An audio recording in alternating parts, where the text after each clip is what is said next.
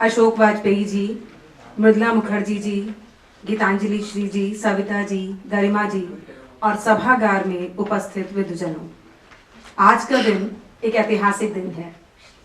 इस लिहाज से भी कि भारत छोड़ो आंदोलन जिसकी शुरुआत 8 अगस्त को हुई, हम उसकी प्रक्रिया में हैं। उस प्रक्रिया को हम आज भी जी रहे हैं और आज ही के दिन हिंदी भूषण आचार्य शिवपूजन सहाय जी का भी जन्मदिन है।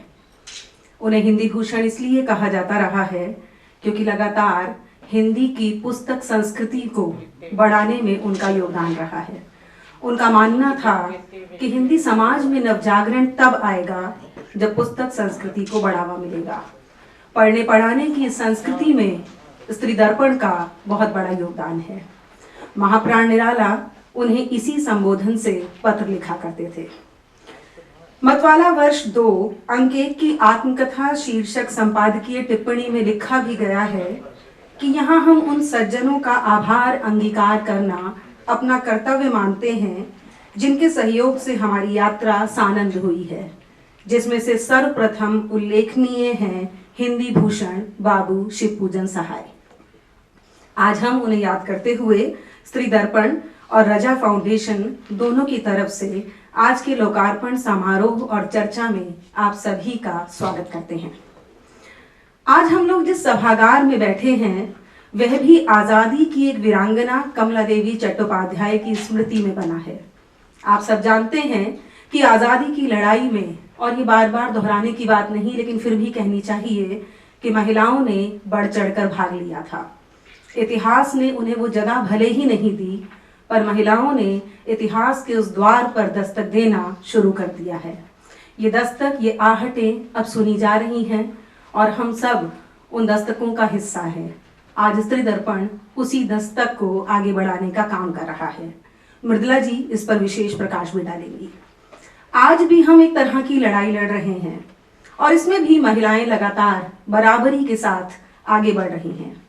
ये लड़ाई कई तरह की है। बराबरी की, अन्याय के खिलाफ, भूख और गरीबी के खिलाफ खड़े होने की लड़ाई। ये लड़ाई सिर्फ हक की लड़ाई नहीं है, ये लड़ाई हर उस मनुष्य की लड़ाई है जिस मनुष्य को हम बराबरी का दर्जा देना चाहते हैं। और इसलिए लड़ाई सिर्फ स्त्री पुरुष की लड़ाई नहीं, हम सबकी साझी लड़ाई है। मुझे लगता है कि ये पत्रिका स्त्री दर्पण उस लड़ाई को आगे बढ़ाने में एक बड़ी भूमिका निभा सकती है। मैं अपने अतिथियों से अनुरोध करती हूँ कि वे मंच पर पधारें। सबसे पहले मृदुला जी का स्वागत। वे जानी मानी लेखिका, उपन्यासकार हैं जिनके लेखन के इस वर्ष 50 साल पूरे हो रहे हैं। मुझे बताते हुए खुशी हो रही है कि स्त्री दर्पण का अगला अंक उन पर ही केंद्रित है। आपका बहुत बहुत स्वागत है मैम। मैं मृदुला मुखर्जी जी से भी अनुरोध करती हूँ वे मंच पर आए। वे जानी मानी इतिहासकार हैं। रोमिला थापर, मृदुला मुखर्जी और तनिका सरकार की त्रयी, इसके बारे में हम हमेशा सुनते रहे हैं। वे नेहरू संग्रहालय की निदेशक भी रही हैं। मृदुला मुखर्जी जी, आपका बहुत बहुत स्वागत है। गीतांजलि श्री, आज ये नाम किसी परिचय का मोहताज नहीं। उनका परिचय मैं उस तरह से देना नहीं चाहती, पर फिर भी जब मैं याद करती हूँ तो मुझे वो रेत समाधि से पहले खाली जगह और माई के लिए याद आती हैं। उस खाली जगह के लिए जिसने आतंक के खिलाफ अपनी लड़ाई को एक तरह से वहां रेखांकित कर दिया था। बिना कुछ शोर मचाए चुपचाप काम करते जाना, आगे बढ़ना और फिर गीतांजलि श्री से होते हुए डेजी रॉकवेल तक मिलना, ये सब उन्हीं के माध्यम से पूरा हुआ है। आज पूरे देश में कोने कोने में लोग अगर उन्हें ढूंढ कर पढ़ रहे हैं तो इसका कारण सिर्फ बुकर प्राइज नहीं, इसका एक बहुत बड़ा कारण है कि एक तरफ उनकी लेखनी की क्षमता, किस्सा गोई की ताकत, स्मृतियों को पहचानने की क्षमता और वहीं उसके माध्यम से अनुवाद को भी एक महत्वपूर्ण साझेदारी का हिस्सा बनाना, ये सारी चीजें हमारी स्मृतियों में रेखांकित हो सके, इसके लिए मैं गीतांजलि श्री जी को धन्यवाद देती हूँ। आपका बहुत बहुत स्वागत है। आइए। सविता जी का बहुत बहुत स्वागत। आप इस पत्रिका की संपादक हैं, तो आपका विशेष रूप से मैं स्वागत करती हूँ। आइए गीतांजलि जी। आपके साथ हमने पिछले दिनों इंद्रप्रस्थ कॉलेज में भी इस पत्रिका पर बहुत बेहतरीन कार्यक्रम किया है। सविता जी का बहुत बहुत स्वागत।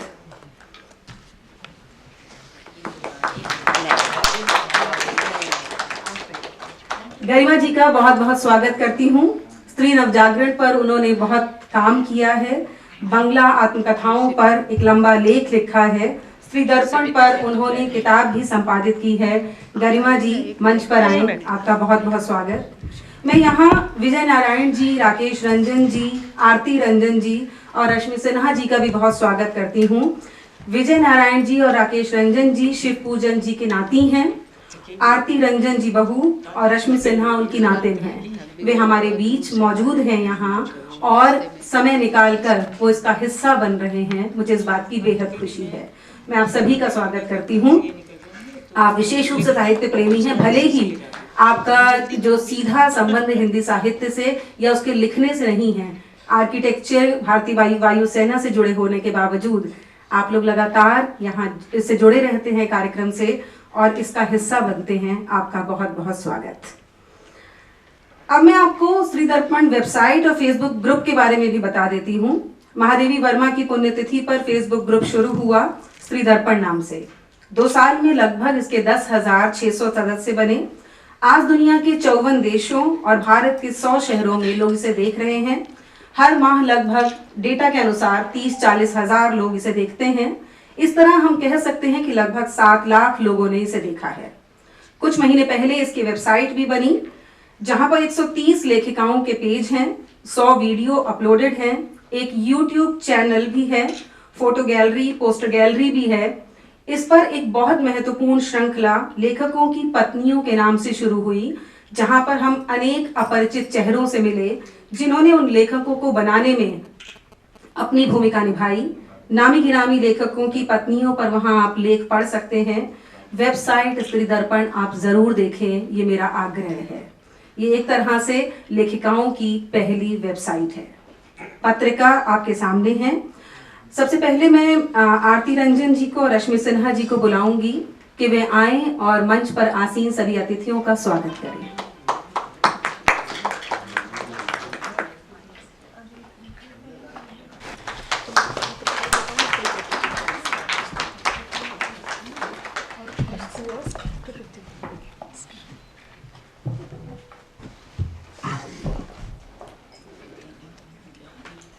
इसी वेबसाइट पर आप सविता जी द्वारा चलाई जा रही एक महत्वपूर्ण श्रृंखला स्त्री प्रतिरोध की कविता और स्त्री प्रकृति संबंधी श्रृंखला को भी देख सकते हैं।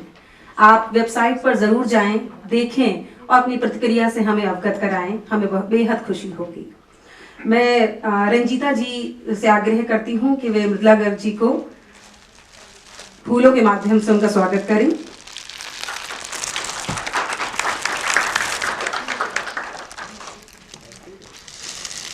सविता जी को आमंत्रित करती हूँ कि वह पत्रिका की ओर से कुछ महत्वपूर्ण बातें हमारे सामने रखें। सविता जी, यहीं से बोलो, यहाँ भी आ सकते हैं। जैसे बहुत बहुत शुक्रिया हर्षपाला। जैसे इन्होंने बताया, पहले तो मैं आप सबों का स्वागत करूं। मुझे बहुत खुशी है कि आप सब लोग आज आए हैं। मैं अपने लिए भी ये मानती हूँ कि आज का दिन बहुत ही ऐतिहासिक है, क्योंकि स्त्री दर्पण पत्रिका 1909 से लेकर 1929 तक निकली, जिसका संपादन रामेश्वरी नेहरू जी ने किया। और इस बीच मैंने उनके कुछ अंक देखे और मुझे ऐसा एहसास हो रहा है कि जो काम उन्होंने शुरू किया और जो कुछ भी उन्होंने लिखा, वो अपने अधूरेपन में ही वहीं सिमट गया। और वो सारा काम जो वो नहीं कर पाए, वो अब हम लोग करेंगे। जब मैं कहती हूँ कि मैं इस पत्रिका की एक संपादक हूँ, क्योंकि विमल भी हैं, तो मैं ये समझ के ये बात कहना चाहती हूँ कि ये सबकी पत्रिका है और इसमें सबके सहयोग से संपादन का भी काम होगा। मैं थोड़ी सी टफ हूँ संपादन को लेके, जैसे कि हर मामले में हूँ, थोड़ा स्टैंडर्ड चाहती हूँ कि मेंटेन हो। तो हम लोग जो भी चीज़ छापेंगे उस पर बहुत सोच विचार करेंगे। और ओपनली मैं कहना चाहती हूँ कि अगर किसी ने कुछ सबमिट किया और उसमें सुधार की गुंजाइश होगी तो हम ज़रूर रिवीजन के लिए उसको देंगे, ताकि हम इसको जिस रूप में छपना चाहिए उस रूप में छपे। ये पत्रिका एक विशिष्ट पत्रिका बने, इसके लिए जो भी मेहनत चाहिए वो सब हम लोग करने वाले हैं। वैसे विमल है अपने आप में एक टफ मास्टर है, बहुत इसमें विमल का बहुत योगदान है और काम है, मैं इसको एक्नॉलेज करना चाहती हूँ। दूसरी बात ये कि जो परिस्थितियाँ तब थी जब ये पत्रिका निकली और जिस तरह के विषय को इस पत्रिका में नहीं आने दिया गया, मेरा संकेत है कि हमारी पितृसत्ता उस वक्त ऑलरेडी इतनी मजबूत हो चुकी थी कि इस पत्रिका को भी उसने अफेक्ट कर दिया।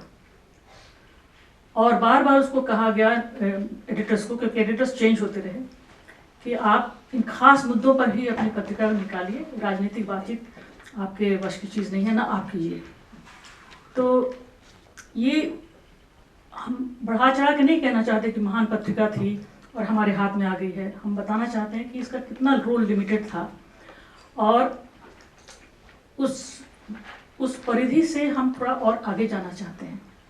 यानी कि ये पत्रिका कविता कहानी के अलावा बहुत सारी राजनीतिक विषयों पर भी लेख छापेगी, बातें छापेगी।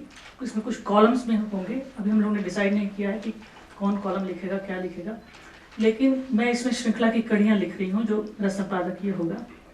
और कितनी खुशी की बात है कि इस नाम से महादेवी वर्मा लिखा करती थी और जो उनके तमाम इस तरह के एडिटोरियल्स थे वो एकत्रित करके और एक बहुत ही महत्वपूर्ण स्त्रीवादी किताब के रूप में एक काउंटर रीडिंग जिसको कहते हैं उसकी तरह से इस्तेमाल किया गया है उनको रेस्क्यू करने के लिए।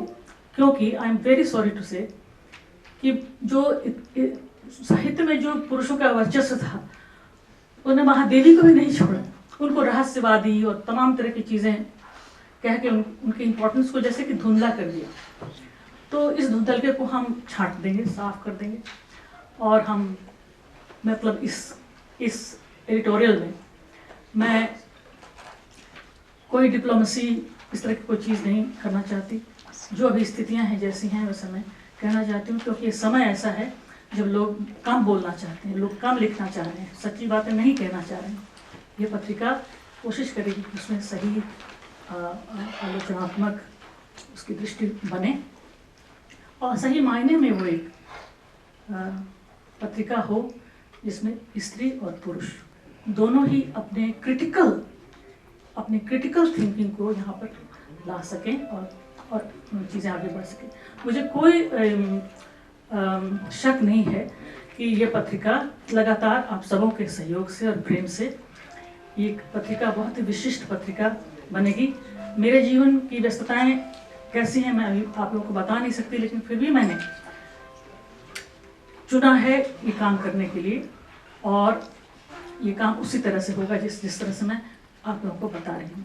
मुझे इस बात की बहुत चिंता है कि हम लगातार राजनीतिक और सामाजिक और आर्थिक दृष्टि से एक बहुत क्लियर स्पष्ट गिरावट की तरफ जा रहे हैं और उसको नहीं देखना या उसके बारे में नहीं बातचीत करना, ये नहीं कोई पत्रिका निकाले और इस पर बात न करे, तो ऐसा नहीं होना चाहिए।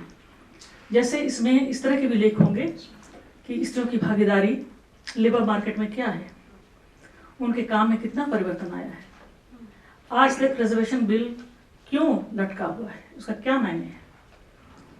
तो इस तरह के भी इसमें इस तरह की बातें उठाई जाएंगी। आप अगर उस वक्त के सवाल देखेंगे जो रामेश्वरी नेहरू और उनकी जो टोली थी उन लोगों ने उठाया, तो आप पाएंगे कि इस तरह के सवाल अभी भी उठाए जाने चाहिए और हम लोग उठाएंगे। इससे बहुत सारे लोग जुड़ रहे हैं। मैं तो अशोक जी का बहुत बहुत धन्यवाद कर रही हूँ कि रजा फाउंडेशन की तरफ से ये प्रोग्राम आयोजित हो रहा है आज। और एक पत्र में मुझे अशोक जी ने एक बार लिखा था कि मैं तो हमेशा स्त्रियों के प्रश्न को उठाता रहा हूँ, उनकी मदद करता रहा हूँ, और आप क्यों इतने क्रिटिकल हैं मुझे लेकर। तो मैंने अशोक जी को यही कहा कि मैं क्रिटिकल नहीं हूँ, मेरा एक फ्रेमवर्क है जिसके अंदर जैसी जो बातें दिखती हैं वैसी वो सामने आती हैं, मैं इसको देख नहीं सकती हूँ। और वो अच्छा भी है, एक तरह से एक फ्रेश रीडिंग होती है, ठीक है। तो क्रिटिकलिटी से तो डरना नहीं चाहिए, तो प्रोग्रेस का हमारी उन्नति उसके जरिए होती है, इसलिए हम उसको ज़रूर बरकरार रखेंगे। और भी बहुत सारे लोग जुड़ेंगे, मेरा ख्याल है कि अरविंद कुमार उर्फ विमल कुमार इसका प्रयत्न करेंगे। और हमारी लिबरलिटी जिसको कहते हैं, फ्लेक्सिबिलिटी, उसकी सीमा क्या होगी ये हम अभी नहीं जानते, लेकिन जो कोई भी एक ऐसी दृष्टि लेकर के आएगा हमारे पास जिसमें ये सारी चीज़ें होंगी जो हम आज आपको बता रहे हैं, तो उन सबका हम बहुत बहुत स्वागत करेंगे। हम खास करके आजकल कैंपेन के मूड में हैं, कैनवासिंग कर रहे हैं इस पत्रिका के लिए। बहुत सारे लोगों को मैंने व्हाट्सएप भेजा है, खुद भी कह रही हूँ, जो मैं कभी नहीं करती बट मैं कर रही हूँ इसके लिए, क्योंकि मैं ऐसा मानती हूँ कि इसकी एक भूमिका है इस नए भारत में जिसमें हर चीज़ एक तरह की दुविधा में अभी फंसा हुआ है। तो इसीलिए आप सबों का फिर से स्वागत। मुझसे जो बन पड़ेगा मैं करूँगी, और जो नहीं बन पड़ेगा उसके बारे में बताऊँ कि ये हमसे नहीं हो रहा है। शुक्रिया।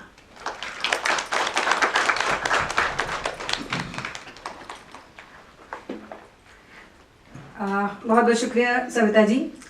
जब ये पत्रिका रामेश्वरी नेहरू जी ने निकालना शुरू किया तो उन्होंने भी कुछ इसी अंदाज में ये कहा था कि ऐसे ज़रूरी सवाल जो उनके समय के ज़रूरी सवाल हैं उनसे वो टकराए बिना आगे नहीं बढ़ सकती। मैं भी उसी पत्रिका का दूसरा अंक देख रही थी जहां वो लिखती हैं कि इंग्लैंड में उन गरीब लोगों की सहायता के लिए जिनके साथ किसी प्रकार का अन्याय किया जाता है फौरन कानून बन जाता है, परंतु स्त्रियों के भले के लिए जो कोई कानून बनाने की आवश्यकता होती है तो वर्षों पड़ा रहता है। विलायत में पुरुषों से बहुत काम लिया गया तो उसके रोक के लिए कानून बन गया, परंतु स्त्रियों से कठिन काम लेकर दाम कम देने का धब्बा पुरुष समाज के माथे से अभी तक नहीं मिटा। अभी अभी सविता जी ने कहा कि लेबर मार्केट में जो है स्त्री की स्थिति, उस पर भी हम जो है वो लेख आमंत्रित करेंगे। तो हम समझ सकते हैं कि हम उस यात्रा के सहभागी बनने की पूरी कोशिश में हैं, और मैं उम्मीद करती हूँ कि सविता जी के संपादन में, अरविंद जी के संपादन में ये काम लगातार आगे बढ़ेगा। गरिमा जी को आमंत्रित करती हूँ कि वे आएं और इससे संबंधित अपनी बात रखें।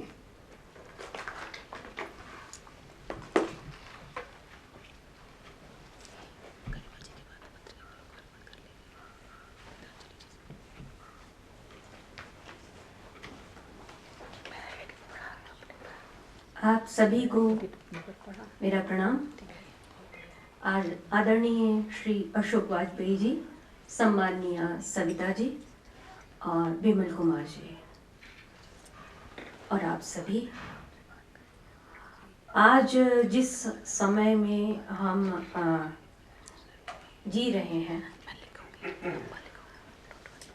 ये समय इसलिए महत्वपूर्ण है हम जैसे रिसर्चर्स के लिए, क्योंकि हम ये महसूस कर रहे हैं कि विभिन्न स्रोतों से प्राप्त जो सामग्री थी, खासकर साहित्य के क्षेत्र में, जो जगह जगह अभिलेखागारों में, लाइब्रेरीज में धूल खा रही थी, उनका पुनरुद्धार किया जाना चाहिए, उनको सामने लाया जाना चाहिए। और ये जो सामग्री है, इसको सामने क्यों लाया जाना चाहिए? इसका कारण ये है कि इतिहास जब भी लिखा गया अब तक, इस इतिहास के पुनर्लेखन की जरूरत को हम महसूस करते हैं, हम आप सभी। इतिहास तब तक मुकम्मल नहीं हो सकता जब तक उसमें, उस धारा में लिखे हुए सभी लोगों का प्रतिनिधित्व उसमें न आ जाए। स्त्रियों के लिखे हुए को भुला देना हिंदी ही नहीं, विश्व के सभी पुरुष आलोचकों के लिए बहुत सहज रहा है। ये बड़ी प्रसन्नता की बात है और संतोषजनक बात है कि 21वीं सदी के इस तीसरे दशक में ऐसे भी लोग हैं जो कि आज से लगभग 100-125 साल पहले की पत्रिका का पुनरुद्धार और पुनर्पाठ करने की दिशा में प्रयासरत है। पुराने साहित्य को व्याख्यायित करना, पुराने साहित्य को रिवाइव करना इसलिए जरूरी है क्योंकि हम इतिहास की उन भूली हुई कड़ियों को जान सकें कि वो समय क्या था, और जिस समय में स्त्रियां लिख रही थीं पत्रिकाओं का संपादन कर रही थी, और न सिर्फ पत्रिकाओं का संपादन कर रही थी बल्कि वो अपने तय जागरण की आवाज उठा रही थी, और जिसे कि हम भूल गए। आज जिस स्त्री दर्पण के पुनरुद्धार की बात की गई है और उसका दोबारा उसका प्रकाशन शुरू किया जा रहा है, ये निश्चित रूप से बहुत स्वागत योग्य कदम है। लेकिन हमें उस इतिहास की तरफ पलटकर जरूर देख लेना चाहिए कि क्या कारण है कि स्त्री दर्पण जैसी पत्रिका, जो कि 1909 में शुरू हुई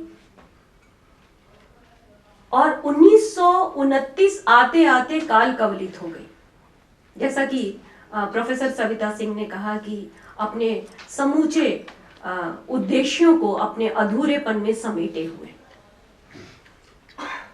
ध्यान देने की बात है कि ये 19वीं शताब्दी का समय है जबकि 3 तरह की पत्रिकाएं हमारे सामने दिखाई पड़ती। एक पत्रिका गृहलक्ष्मी, जिसका संपादन गोपाल देवी कर रही थी। ये ऐसी पत्रिकाएं थी जिन्हें आप कंडक्ट पत्रिकाएं या आचरण पत्रिकाएं कह सकते हैं, जिन पत्रिकाओं में ये बताया जाता था कि स्त्रियों को क्या करना चाहिए और क्या नहीं करना चाहिए। एक तरह की आचरण पत्रिकाएं थी। दूसरी पत्रिका जो कि 20वीं शताब्दी के शुरुआत में आई, जिसमें हम स्त्री दर्पण को रखते हैं, ये पत्र पत्रिकाएं राजनीतिक एजेंडे और समाज के पुनर्निर्माण के उद्देश्य से संचालित पत्रिकाएं थी। इसमें स्त्रियों के राजनीतिक सामाजिक हितों की चिंता, उनके बौद्धिक क्षितिज का विस्तार, लैंगिक समानता और विश्व के अन्य देशों में चल रहे स्त्री आंदोलनों की परख के उद्देश्य से ये पत्रिकाएं शुरू हुई। इस पर हम बाद में बात करेंगे कि आगे चल करके इन पत्रिकाओं की संपादिकाओं को किस तरह के पत्र और इंस्ट्रक्शंस भेजे जाते थे। उनसे ये कहा जाता था कि वे राजनीतिक एजेंडे को छोड़ दें और सामाजिक एजेंडे पर बात करें और स्त्रियों के उद्धार की बात करें। तो ये जो तीसरे चरण में जो पत्रिकाएं आई, उनके बारे में हम अच्छी तरह से जानते हैं। चांद जैसी पत्रिकाएं, जो कि सामाजिक जीवन में स्त्रियों की भागीदारी सुनिश्चित करने के प्रयास कर रही थी। ये जो पत्रिकाएं थीं, ये स्त्री के आधुनिकीकरण के प्रयास से परिचालित थीं और इनमें स्त्रियों को उन्मुक्त और उनकी वैचारिक और रचनात्मक अभिव्यक्ति के अवसर प्रदान किए जाने थे। जो पहले दौर की पत्रिकाएं थीं, उनमें स्त्रियों की यौन शुचिता, उनका आचरण कैसा होना चाहिए, पति की सेवा कैसे करनी चाहिए और पति की सेवा जो स्त्रियां नहीं करती हैं उनको क्या क्या दुख झेलने पड़ते हैं।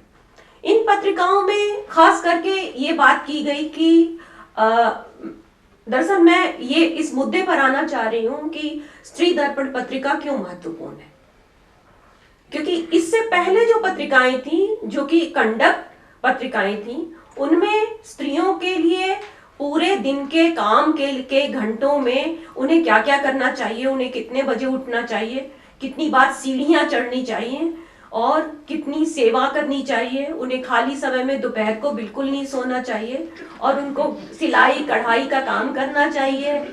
उनको जब वे गर्भवती हो जाएं तो उनको सीढ़ियां जरूर चढ़नी चाहिए ताकि उनको प्रसव वेदना में उनको आराम रहे उस समय, और उन्हें घर के नौकरों और बच्चों पर खास तवज्जो देनी चाहिए और पति से कभी झगड़ा नहीं करना चाहिए। कहीं अब यदि कभी पति वेश्यागामी हो भी जाए तो उसे सुधार के पथ पर ले आ जाना चाहिए। बहुत मतलब मधुर वाणी में, सर आप हंसिए मत। नारियों की कहानी नहीं, इसको कहते हैं कांता सम्मत। कांता सम्मित उपदेश। मतलब ये कंडक्ट कोड ऑफ कंडक्ट 1909 में जब स्त्री दर्पण पत्रिका आई तो ये पत्रिका एक जलजला लेकर आई। रूप कुमारी नेहरू ने एक पत्रिका और शुरू की थी ठीक इसी समय, उसका नाम था कुमारी दर्पण। कुमारी दर्पण पत्रिका चली नहीं, लेकिन स्त्री दर्पण पत्रिका जो है वो चल गई। स्त्री दर्पण पत्रिका में पत्रिका के प्रकाशन का स्थान बदलता रहा। शुरुआत में इलाहाबाद, उसके बाद कानपुर, फिर इलाहाबाद, और ये जो जगहें जो बदली, इनसे ये पता चलता है कि उन स्त्रियों को कहीं एक जगह टिक करके रहने की जगह भी नहीं दी जा रही थी। स्त्री दर्पण पर जिन्होंने शोध किया, जिन्होंने पीएचडी की, उनका नाम है प्रज्ञा पाठक। उन्होंने स्त्री दर्पण के संपादकीयों के स्वरूप और पत्रिका की अंतर वस्तु पर बड़ी मानीखेज टिप्पणी की, जिसको मैं पढ़ देना चाह रही हूं। अप्रैल 1925 का स्त्री दर्पण का अंक उपलब्ध है और इसे देखने से ऐसा प्रतीत होता है जैसे स्त्री दर्पण की धार अचानक भोथरी हो गई है। सजावट और विज्ञापनों पर ध्यान अधिक है। संपादकीय विचार अचानक सिकुड़कर छोटे हो गए हैं। कानपुर जाने के बाद से धीरे धीरे इस पत्रिका का विचारोत्तेजक, आक्रामक और आंदोलनकारी स्वरूप शिथिल पड़ता जाता है।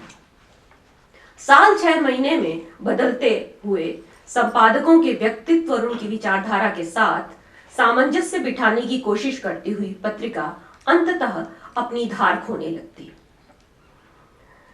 रामेश्वरी देवी नेहरू कौन थी? रामेश्वरी देवी नेहरू, जिन्होंने इस पत्रिका की शुरुआत की थी, वो पंडित मोतीलाल नेहरू के भतीजे थे, ब्रजलाल नेहरू, उनकी पत्नी थी। उनका काम क्या था? माने पत्नी का नहीं, रामेश्वरी देवी नेहरू का, कि 1930 में उन्होंने लंदन जाकर भारतीय महिलाओं का प्रतिनिधित्व किया था और लीग ऑफ नेशंस के बुलावे पर 1931 में वो जेनेवा गई थी और 1934 में महात्मा गांधी का प्रिय हरिजन उत्थान कार्य उन्हें सौंपा गया था और 1939 में ठक्कर बापा के साथ मध्य भारत की प्रमुख 14 रियासतों में उन्होंने हरिजन सेवा के निमित्त प्रयास किया था। उन्होंने नारी निकेतन नाम की संस्था 1950 में दिल्ली में खोली थी और सामाजिक कार्यों के अतिरिक्त उन्होंने स्त्री दर्पण जैसी पत्रिका को जन्म भी दिया था। अब ये तय है कि इस परिचय के बाद हम ये जान पाते हैं कि रामेश्वरी देवी नेहरू वे थीं जिन्होंने स्त्री मुद्दों को गंभीरता से मुख्यधारा में लाने के लिए स्त्री दर्पण की शुरुआत की थी और बृहत्तर विश्व को हिंदी पट्टी की स्त्रियों को जुड़ने के लिए उन्होंने इस पत्रिका के माध्यम से कोशिश की थी। शुरुआत में इस पत्रिका में राजनैतिक चेतना संपन्न लेख छपते थे और साथ ही ऐसी स्त्रियां जिनकी कोई उपलब्धि महत्वपूर्ण होती थी उनके बारे में परिचयात्मक टिप्पणियां भी छपती थी।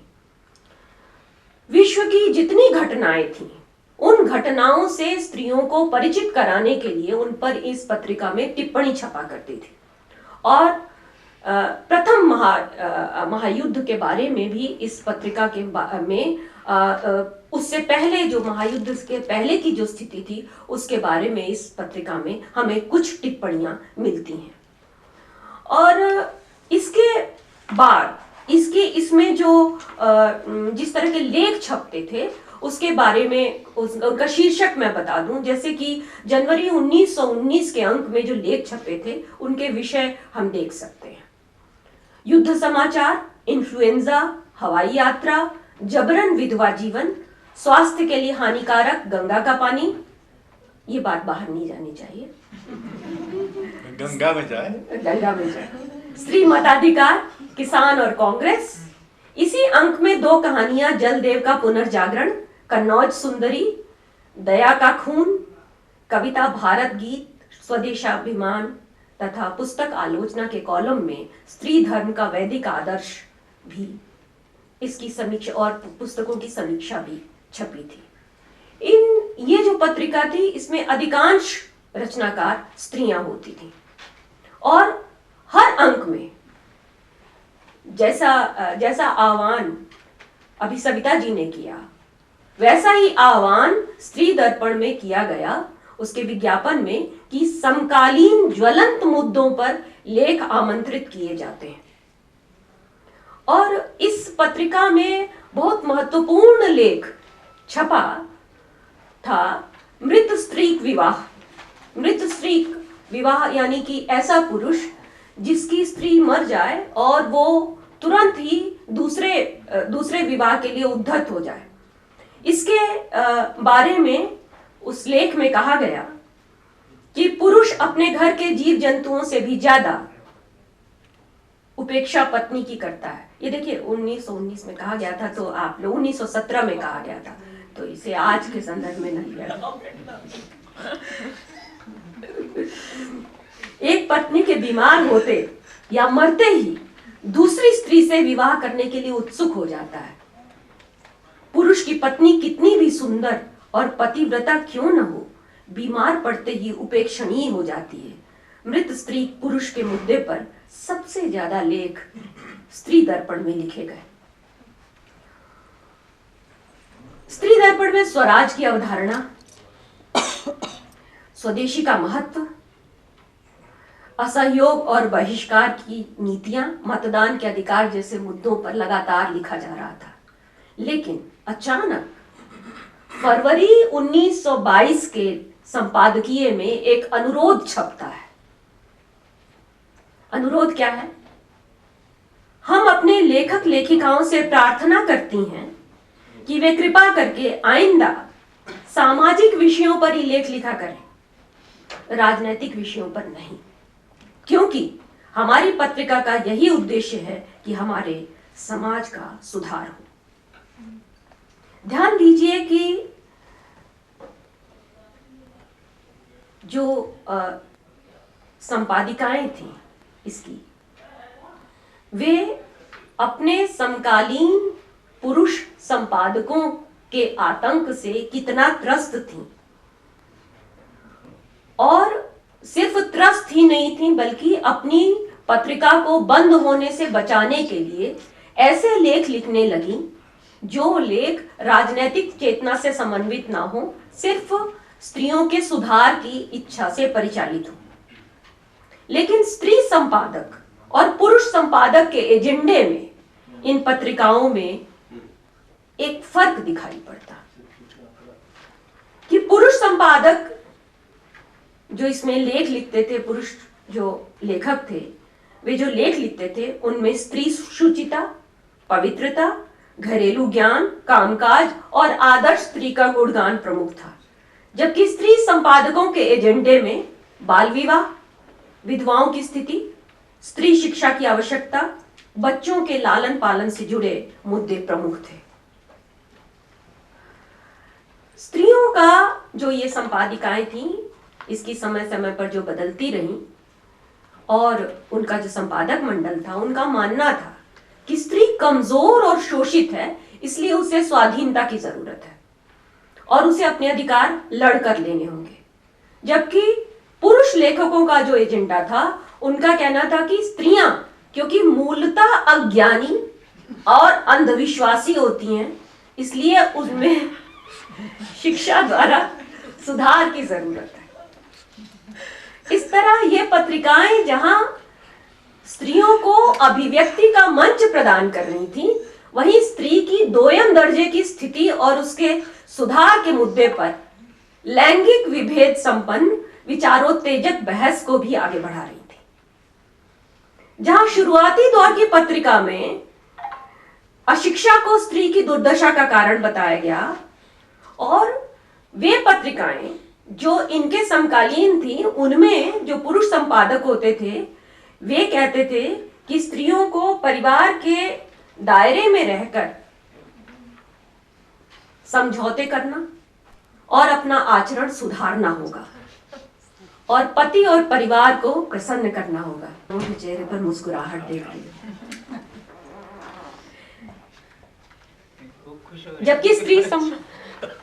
जबकि स्त्री संपादकों ने शिक्षा को अपनी मुक्ति के औजार के रूप में इस्तेमाल करने का आह्वान किया।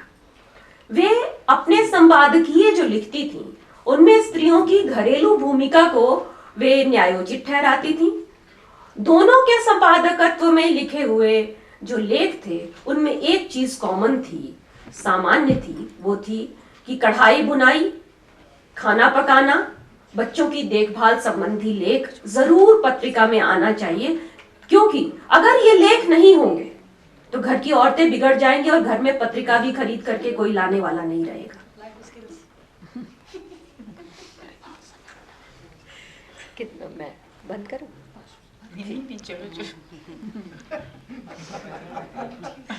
मेरे लिए मौखिक फर्रा आ गया है, तो अब मैंने सोचा था कि मैं आपसे एक ऐसी स्त्री के बारे में चर्चा करूं जो कि हिंदी की पहली पत्रिका की संपादक थी, हरदेवी, श्रीमती हरदेवी। लेकिन सविता जी ने कहा है कि मुझे अपनी बात खत्म करनी होगी, तो इसलिए मैं अपनी बात हरदेवी के बारे में कुछ तो बता अब बता दिया नाम तो बताइए तो। मुझे तो सर आपकी कविता भी पढ़नी थी। अब बताइए मैं हरदेवी के बारे में बताऊं, कितनी विवशता है मेरी। चलो, हरदेवी 1888 में उन्होंने हरदेवी के नाम से, श्रीमती हरदेवी के नाम से हम सब परिचित इतने ज्यादा नहीं हैं, क्योंकि उनका लिखा हुआ लाइब्रेरीज की धूल में खो गया है। उन्होंने कई पुस्तकें लिखी और उपन्यास लिखा और अपने यात्रा संस्मरण लिखे। उत्तर भारत से लंदन जाकर के पढ़ने वाली वे पहली स्त्री थी, हिंदी भाषी स्त्री। बंगाल से बहुत सारी स्त्रियां विदेश गईं यात्रा करने के लिए और उन्होंने अपने संस्मरण भी लिखे, लेकिन उत्तर भारत से हमारी जानकारी में अपना व्यवस्थित यात्रा संस्मरण लिखने वाली वो पहली स्त्री हैं, जिनका नाम है हरदेवी। उन्होंने भारत भगिनी नाम की एक पत्रिका का संपादन किया और वे पहली स्त्री संपादक के तौर पर हिंदी में जानी जाती हैं। जब हम स्त्री दर्पण के पुनरुद्धार और पुनर्प्रकाशन की ओर बढ़ रहे हैं, तो हमें हरदेवी जैसी शख्सियत को भी भूलना नहीं चाहिए। साथ ही एक बात और महत्वपूर्ण जो मुझे लगती है कि अब जबकि हम स्त्री दर्पण का 125 साल बाद नया रूप देखेंगे, तो अशोक वाजपेयी जी की एक कविता उनके समक्ष ही पाठ करने का ये दुस्साहस, उसके लिए अग्रिम क्षमा। प्रेम के लिए जगह, उसने अपने प्रेम के लिए जगह बनाई, बुहार कर अलग कर दिया तारों को, सूर्य चंद्रमा को रख दिया एक तरफ, वन लताओं को हटाया, उसने पृथ्वी को झाड़ा पोछा और आकाश की तहें ठीक की, उसने अपने प्रेम के लिए जगह बनाई। इस कविता में एक ऐसी स्वतंत्र चेता स्त्री की मनोभावना अभिव्यक्त हुई है जो प्रेम के लिए याचना, प्रेम के लिए प्रेम में पड़कर रोने गाने के बजाय अपनी मर्जी के अनुकूल प्रेम के लिए अपनी जगह खुद बताई गई है। हमारे समय में नई पीढ़ी की स्त्रियों की अनुभूति की संरचना इस कविता का नाभिकीय बिंदु है। कीट्स ने लिखा था कि बड़े रचनाकारों में एक तरह की खास तरीके की नेगेटिव कैपेबिलिटी होती है, जिसके तहत वर्ग, धर्म, जाति, जेंडर आदि की सीमाओं का अतिक्रमण करते हुए श्रेष्ठ सृजन करने में रचनाकार समर्थ होते हैं। कुछ यही स्थिति इस छोटी सी कविता में भी है। इस स्त्री दर्पण के लिए शायद आप सब भी सहमत होंगे कि स्त्री रचनाकारों के महत्व का रेखांकन करने के बावजूद पुरुषों द्वारा रचित स्त्री विषयक श्रेष्ठ कविताओं और श्रेष्ठ रचनाओं को इस दर्पण में जरूर ग्रहण किया जाना चाहिए, क्योंकि इस तरह से उन स्त्री विमर्श करने वाले पुरुषों से भी एक तरफ उनको इंक्लूड किया जाना चाहिए, दूसरे उन स्त्री विमर्श करने वाले पुरुषों से भी जिसके बारे में रंजना मिश्र ने लिखा है कि स्त्री विमर्श करते तुम्हारी पुरुष आंखें छूती रहती हैं मेरे वक्ष और नितंब, मेरी आंखें तुम्हारे चौड़े ललाट और पैरों के लगातार हिलने में स्त्री विमर्श का खोखलापन भांप लेती हैं। मुझे याद आता है भीड़ भरी बस का वह अधेड़ जो अक्सर लड़कियों की बगल में बैठने की जगह ढूंढा करता था। ऐसे पुरुषों से सावधान रह करके ही स्त्री दर्पण की उन्नति हो सकती है। धन्यवाद। शुक्रिया गरिमा जी। बहुत महत्वपूर्ण बातों की तरफ उन्होंने इशारा किया, मुस्कुराते हुए ही सही, लेकिन मुझे लगता है कि हम सब ने उन बातों से कुछ ना कुछ नया जरूर ग्रहण करने की कोशिश की होगी। किन दबावों से गुजरकर पत्रिकाएं राजनीतिक टोन से सामाजिक टोन की तरफ चली जाती हैं। ये मसला 1919 का नहीं, 2019 और 21 और 22 का भी है। महादेवी वर्मा जैसी सशक्त लेखिका को रहस्यवाद से क्यों जोड़ दिया जाता है? क्यों उन सारी चीज़ों पर बात नहीं की जाती जो गद्य में वो लिख रही थी? और क्यों जब उन पर बात की जाती है तो अक्सर मुस्कुराहटें केंद्र में आ जाती हैं? अभिव्यक्ति के खतरे तब भी उठाती रही हैं स्त्रियां, आज भी उठा रही हैं। लैंगिक दबाव तब भी बहुत ज़्यादा थे, आज भी पूरी तरह से कम नहीं हुए हैं। स्त्रियां पीठ बहुत लंबे समय तक बनी रहीं। गीतांजलि श्री जी से शब्द लेकर कह रही हूँ, धूप नहीं हो पाई। आज हम उस पत्रिका का लोकार्पण करने के लिए यहाँ एकत्र हुए हैं, जिस पर अभी गरिमा जी ने बहुत विस्तार से बेहतरीन बात की और जिसका पहला अंक गीतांजलि श्री जी पर केंद्रित है। मैं उन्हीं के उपन्यास रेत समाधि से कुछ शब्द लेते हुए इस पत्रिका के लोकार्पण में आप सबको सम्मिलित करती हूँ। उन्होंने ये बात कही है दादी के लिए, मैं उनकी बात को उधार लेकर जोड़ रही हूँ स्त्री दर्पण से। अभी तक वो बिल्कुल नहीं उठ रही थी और जब उठी तो बिल्कुल बदल गई, एकदम तरोताजा। 80 साला युवती, चकाचक, दादी बजिद कि अब नहीं उठूंगी। फिर इन्हीं शब्दों की ध्वनि बदल कर हो जाती है, अब तो नई ही उठूंगी। दादी उठती है बिल्कुल नई, नया बचपन, नई जवानी, सामाजिक वर्जनाओं, निषेधों से मुक्त, नए रिश्तों और नए तेवरों में पूर्ण स्वच्छंद। मैं उम्मीद करती हूँ स्त्री दर्पण ऐसे ही उठेगी। लोकार्पण में आप सबका स्वागत है। मैं मंच पर विमल जी और अशोक वाजपेयी जी को भी आमंत्रित करती हूँ, वे आएं और इस पत्रिका का लोकार्पण करने में मंचासीन अतिथियों का साथ दें। अकेले अशोक जी काफी हैं, कितने लोग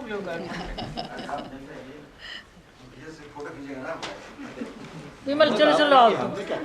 विमल जी मंच पर आपका स्वागत है, कृपया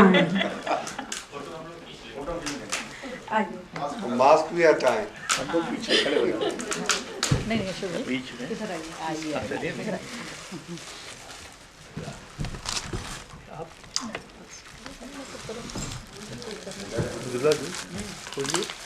पूरी कोशिश ही करी हूँ। देख रही हूँ कि बिना खाड़े हो सके। हाँ वो मैं हमेशा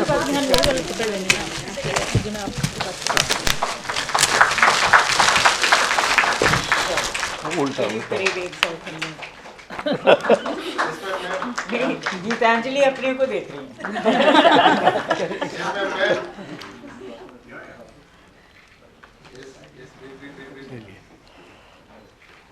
सोनिया फुलेवा का व्यू पढ़ा आपने सप्लीमेंट में? किसी ने भेजा था। किसी ने भेजा? हाँ आई सॉ इट हियर अच्छा इन द लाइब्रेरी। ओके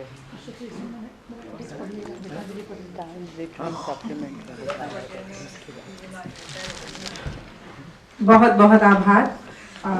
अब मैं ज़्यादा समय ना लेते हुए मृदुला मुखर्जी जी को आमंत्रित करती हूँ, वे आएं और इतिहास के साथ जोड़कर इस पर बातचीत करें कि आज़ादी की लड़ाइयों में, उस लड़ाई में महिलाओं की क्या स्थिति थी, महिलाओं ने कैसे भाग लिया, और इतिहास के उस हिस्से से हमारा परिचय कराएं जहाँ महिलाएं भी उपस्थित थीं और उनकी उपस्थिति को अक्सर रेखांकित नहीं किया गया। मृदुला जी आपका बहुत बहुत स्वागत। आप सबको नमस्कार। जिन जिन लोगों ने मुझे यहाँ आमंत्रित किया वो बहुत सारे हैं, उन सबको मैं धन्यवाद देना चाहती हूँ कि ऐसे शुभ मौके पे उन्होंने मुझे यहाँ आने का मौका दिया और इतने एक महत्वपूर्ण जो एक काम होने जा रहा है कि स्त्री दर्पण को रिवाइव किया जा रहा है, उसको दोबारा से हमारे सामने लाने की बहुत ही अच्छी ये कोशिश है। ऐसे मौके पे आप लोगों ने मुझे भी बुलाने की ये बहुत अच्छा एक मौका आपने मुझे दिया, थैंक यू वेरी मच। मैं इतना ही कह सकती हूँ कि स्त्री दर्पण के साथ मेरा संबंध बहुत सालों से इसलिए रहा क्योंकि जब भी कोई उस पीरियड पे रिसर्च हमारे स्टूडेंट्स करने चाहते थे तो मैंने खुद तो स्त्री दर्पण पे रिसर्च नहीं की है, पर उससे फेमिलियर मैं ज़रूर हूँ क्योंकि कोई भी उस पीरियड के खासकर वुमेन्स इश्यूज और ब्रॉडर इश्यूज पे भी जब रिसर्च करने जाते थे तो ये एक ऐसा जर्नल था जो कि हमेशा हम लोग इस्तेमाल करते थे एज अ सोर्स। तो आप जैसे गरिमा जी ने तो बहुत बढ़िया तरीके से सारा बताया उसके बारे में कि किस तरीके के उसमें आर्टिकल्स होते थे, और ये तो एक हिस्टोरिकली हम उसको एक और नज़र से भी देखते थे as a reflection of society, कि आप उसको देख रहे हैं एक फेमिनिस्ट पर्सपेक्टिव से कि किस तरह के उसमें आर्टिकल्स होते थे, नहीं होते थे, उसमें ये आचरण के बारे में दूसरे जो जर्नल्स थे कॉन्डक्ट क्या फ़र्क था, पर हम उसको बहुत सारे ये पर्सपेक्टिव से भी देखते थे कि उस वक़्त जो मुद्दे सामने आते थे वो किस तरह से उस वक़्त की जो महिलाएं थी उनकी भी सोच को रिफ्लेक्ट करती थी। तो सिर्फ एक क्रिटिकल पर्सपेक्टिव से नहीं कि फेमिनिस्ट था या नहीं था, वो तो ऑब्वियस है कि उसमें पेट्रियार्की के जो सारी आइडियोलॉजी है एम्बेडेड है, वो तो आपको साफ दिखाई दे जैसे आप ऐसे पढ़ेंगे। परंतु हमारे लिए ये समझना भी बहुत ज़रूरी है कि महिलाओं के अंदर भी बदलाव कैसे आता है और किस तरह बहुत सारे अलग अलग किस्म की जो महिलाएं हैं समाज में जिनकी अलग अलग पर्सपेक्टिव है उनको ये मैगजीन्स रीच करना चाह रही हैं। तो कई चीज़ें जो हम क्रिटिकली भी देखते हैं इस वक्त के कढ़ाई के बारे में और कुकिंग के बारे में और बच्चों को कैसे वो करना है, वो भी एक तरह से हमने देखा कि एक उसमें एक स्ट्रेटिजिकली भी ये जो एडिटर्स होते थे रामेश्वरी नेहरू के और भी बांग्ला में ऐसी बहुत सारी पत्रिकाएं उससे कोई और 20-25 साल पहले महिलाओं ने निकाली थी, तो ये फीचर आपको सब में मिलेगा। शुरू के जो तो एक ट्रांजिशन होता है, तो शुरू के जो वुमेन्स मैगजीन्स हैं जो महिलाएं खुद निकालती हैं, तो यहाँ ये नहीं है कि पुरुष निकाल रहे हैं और उन पे इम्पोज कर रहे हैं। तो हमको ये समझना है कि समाज में उस वक्त जो सोच थी ऑफ कोर्स पेट्रियार्कल सोच थी, पर महिलाओं के अंदर भी वो कितनी एम्बेडेड थी और वो प्रोसेस हाँ आज भी है, और वो प्रोसेस जो ट्रांजिशन का है वो इन पत्रिकाओं के माध्यम से और ऑफ कोर्स बाकी जो मूवमेंट हो रही है समाज में जो इसमें भी रिफ्लेक्टेड है उसके माध्यम से किस तरीके से वो प्रोसेस चलता है। तो उस हिसाब से ये स्त्री दर्पण जो पत्रिका है एक बहुत ही सिग्निफिकेंट पत्रिका है हमारी आज़ादी की लड़ाई का और उस पूरे हमारे आधुनिक भारत के इतिहास का वो जो पूरा पीरियड है और बहुत क्रूशियल पीरियड है क्योंकि 1909 में शुरू होती है, तो ये इमीडिएटली जो पहली मास मूवमेंट है जो स्वदेशी मूवमेंट जो बंगाल से शुरू होती है और फिर पंजाब महाराष्ट्र में भी मास फॉर्म लेती है और बाकी देश में भी बहुत असर है, ये उसके इमीडिएट आफ्टरमाथ में ये मैगजीन जो है निकलती है। और ये बहुत सिग्निफिकेंट है कि निकलती कहाँ है, यूपी में, और उस वक्त अगर ब्रॉडर पॉलिटिक्स आप यूपी का देखें तो अभी भी यूपी में कोई खास पॉलिटिकल अवेकनिंग और खास पॉलिटिकल मोबिलाइजेशन नहीं थी। तो उसके ना होते हुए महिलाओं की एक मैगजीन निकलना उस कॉन्टेक्स्ट में अगर आप देखें तो बहुत सिग्निफिकेंट है, क्योंकि यूपी में सबसे पहले किसी भी तरह के मास लेवल पे जो पॉलिटिक्स है वो अगले फेज में जाके आता है। 1900 होम रूल मूवमेंट के टाइम से थोड़ा शुरू होता है और फिर 1919, 20, 21 नॉन कोऑपरेशन मूवमेंट का जो फेज है उसमें जोरों से यूपी ऑफ कोर्स बहुत बड़े पैमाने पे उसमें इन्वॉल्व होता है। पर उसके पहले जो है 1857 से लेके म्यूटनी नहीं, रिवोल्ट ऑफ 1857 को जिस तरह सप्रेस किया जाता है ब्रूटली, उसका एक बहुत गहरा असर उत्तर प्रदेश पूरे उस पे, क्योंकि नॉर्थ इंडिया में उसका बहुत ब्रूटल सप्रेशन था, वो बहुत डेकेड्स तक उसका असर जो है समाज में रहता है। तो समय लगता है कि मतलब कब यहाँ पे political nationalist political consciousness emerge करनी शुरू होती है और कब वो मास लेवल पे पहुंचनी शुरू होती है। तो अगर आप स्वदेशी मूवमेंट का देखें 1905 से लेके 8 वाली जो मूवमेंट है, जो बंगाल को तो पूरी तरह उसने मोबिलाइज किया और पंजाब और महाराष्ट्र में भी, यूपी में उसका बहुत कम असर आपको दिखाई देगा।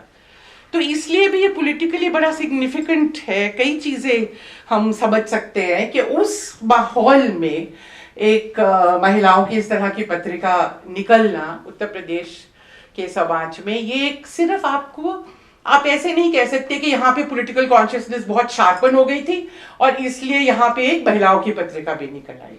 ये काफ़ी एक रेवोल्यूशनरी स्टेप मुझे दिखाई देता है, काफ़ी बोल्ड स्टेप। एक तरह से आप ये कह सकते हैं कि महिलाएं इसमें काफ़ी आगे जा रही है, क्योंकि पॉलिटिकल इश्यूज भी इसमें वो ले रहे हैं। वॉर के आप ही ने बताया, गरिमा जी ने बताया कि वॉर के बारे में भी बात कर रही हैं और भी बातें कर रही हैं। तो एक महिलाओं की दुनिया में पूरी दुनिया को लाना, तो कढ़ाई के साथ साथ हम ये भी क्यों ना देखें कि कढ़ाई के साथ साथ और बच्चे कैसे पालने हैं और पति की कैसे सेवा करनी है, उसके साथ साथ आप जो स्नीक इन कर रहे हैं, कई तरह से हम इसको इंटरप्रेट कर रहे हैं, कई चीजें आप स्नीक इन कर रहे हैं वहां पे, तो क्यों कर रहे हैं आप? तो ये सब बहुत सारे इंटरप्रिटेशन, जिसके कई काउंटर रीडिंग्स, कई रीडिंग्स इसके हो सकते हैं, जो कि मुझे लगता है कि हम अगर देखें तो हमारे सामने वो आएंगे। एनीवे, मेरा काम आज भारत छोड़ो आंदोलन के बारे में बोलने का मुझे कहा गया है, और आज उसकी एनिवर्सरी भी है और महिलाओं का उसमें क्या योगदान था उसके बारे में मुझे बात करनी थी। फिर भी स्त्री दर्पण के बारे में कुछ तो जो मेरे मन में बातें थी मैं आपके साथ शेयर करना चाह रही थी। तो जहाँ तक क्विट इंडिया मूवमेंट की, भारत छोड़ो आंदोलन की और महिलाओं की बात है, थोड़ा सा उसके पहले मैं आपको ये कॉन्टेक्स्ट बताना चाहूँगी कि महिलाओं की जहाँ तक भागीदारी का सवाल है, मास लेवल पे हम देखते हैं कि बंगाल में तो स्वदेशी मूवमेंट में महिलाएं सड़कों पे उतर आती हैं। तो एक फर्स्ट स्टेप जो है प्रोसेशंस में, स्ट्रीट पे जाना, वो ब्रेक थ्रू हमें 1905 और 8 के पीरियड में ही मिल जाता है। और फिर नॉन कोऑपरेशन पीरियड के जो टाइम है 1919, 20, 21, 22 वाला जो फेज है, उसमें फिर दूसरे प्रांतों में जो है जैसे मूवमेंट फैलती है, वहाँ भी महिलाएं कम तादाद में पर आने लग जाती हैं, सड़कों पे आती हैं और थोड़े थोड़े ग्रुप्स पे, अभी बहुत ज़्यादा ये प्रोमिनेंट नहीं है, हिस्सा लेना शुरू कर देती है, पर अभी जेल जाना और वो सब चीज़ें अभी लिमिटेड नंबर्स में आप देखते हैं, पर पॉलिटिकल कॉन्शियसनेस क्लियरली बढ़ रहा है। 20s का डेकेड बहुत सिग्निफिकेंट है वुमेन्स कॉन्शियसनेस के लिए। बहुत सारी वुमेन्स ऑर्गेनाइजेशंस इस पीरियड में बनती हैं और एक पॉलिटिकल कॉन्शियसनेस जो है महिलाओं में आनी शुरू हो जाती है। ये बहुत क्लियर ट्रेंड हमें दिखाई देता है और इसका जो पॉलिटिकल रिफ्लेक्शन है वो 1930-31 का जो सिविल डिसोबीडियंस मूवमेंट है, जिसे हम सॉल्ट सत्याग्रह या डांडी मार्च मूवमेंट भी शॉर्ट हैंड में कह देते हैं, वो मुझे लगता है कि भारतीय महिलाओं के पॉलिटिकल मोबिलाइजेशन में और पॉलिटिकली एकदम सामने आना, सड़कों पे आना, जेल जाना, वो सब कुछ करना जो कि पुरुष कर रहे थे, वो ब्रेक थ्रू जो है वो उस मूवमेंट में हमें दिखाई देता है। अब जहाँ पे पहले 10s या 100 की हम बात कर सकते हैं, तो अब हम सीधा thousands की बात करते हैं और इसके कई कारण थे। आप सबको मालूम है कि शुरू में गांधी जी ने जब दांडी मार्च के लिए लोग सिलेक्ट किए तो उसमें महिलाएं नहीं थी, उनका क्रिटिसिज्म भी हुआ। कमला देवी चट्टोपाध्याय जिनके नाम पे ये कॉम्प्लेक्स बनाया गया है, वो एक थी जिन्होंने इस इशू को फ्रंटली उठाया, और सिर्फ उठाया नहीं, वो कमला देवी एक बहुत यंग थी उस वक्त, मेरे ख्याल मुश्किल से 25-30 साल की रही होंगी, परंतु बहुत बोल्ड थी। तो मैंने कहा कि ये कैसे हो सकता है। तो वो एक बस लेके, वो बॉम्बे में थी, तो बस लेके जहाँ गांधी जी दांडी मार्च कर रहे थे, जहाँ भी जिस गांव में पहुंचे थे वहाँ पहुंच गई और कहा कि आप ये कैसे कि आपने महिलाओं को नहीं रोल नहीं दिया, ये कैसे हो सकता है। तो उन्होंने कहा कि तुम अपनी बहनों को नहीं जानती हो, मैं उनको ज़्यादा जानता हूँ, वो आएंगी मूवमेंट में। तो कहा नहीं ऐसे नहीं होता, मुझे चिट्ठी दो, परमिशन दो कि महिलाएं जो हैं ये पूरे जो सॉल्ट सत्याग्रह है इसके जो मास फॉर्म्स अब हो रहे हैं उसमें हिस्सा ले सकती है। तो रेखा चिट्ठी थी, ये ले लो। पर ये एक्चुअली वो पहुंच गई और उनसे लिखवा के भी ले आई।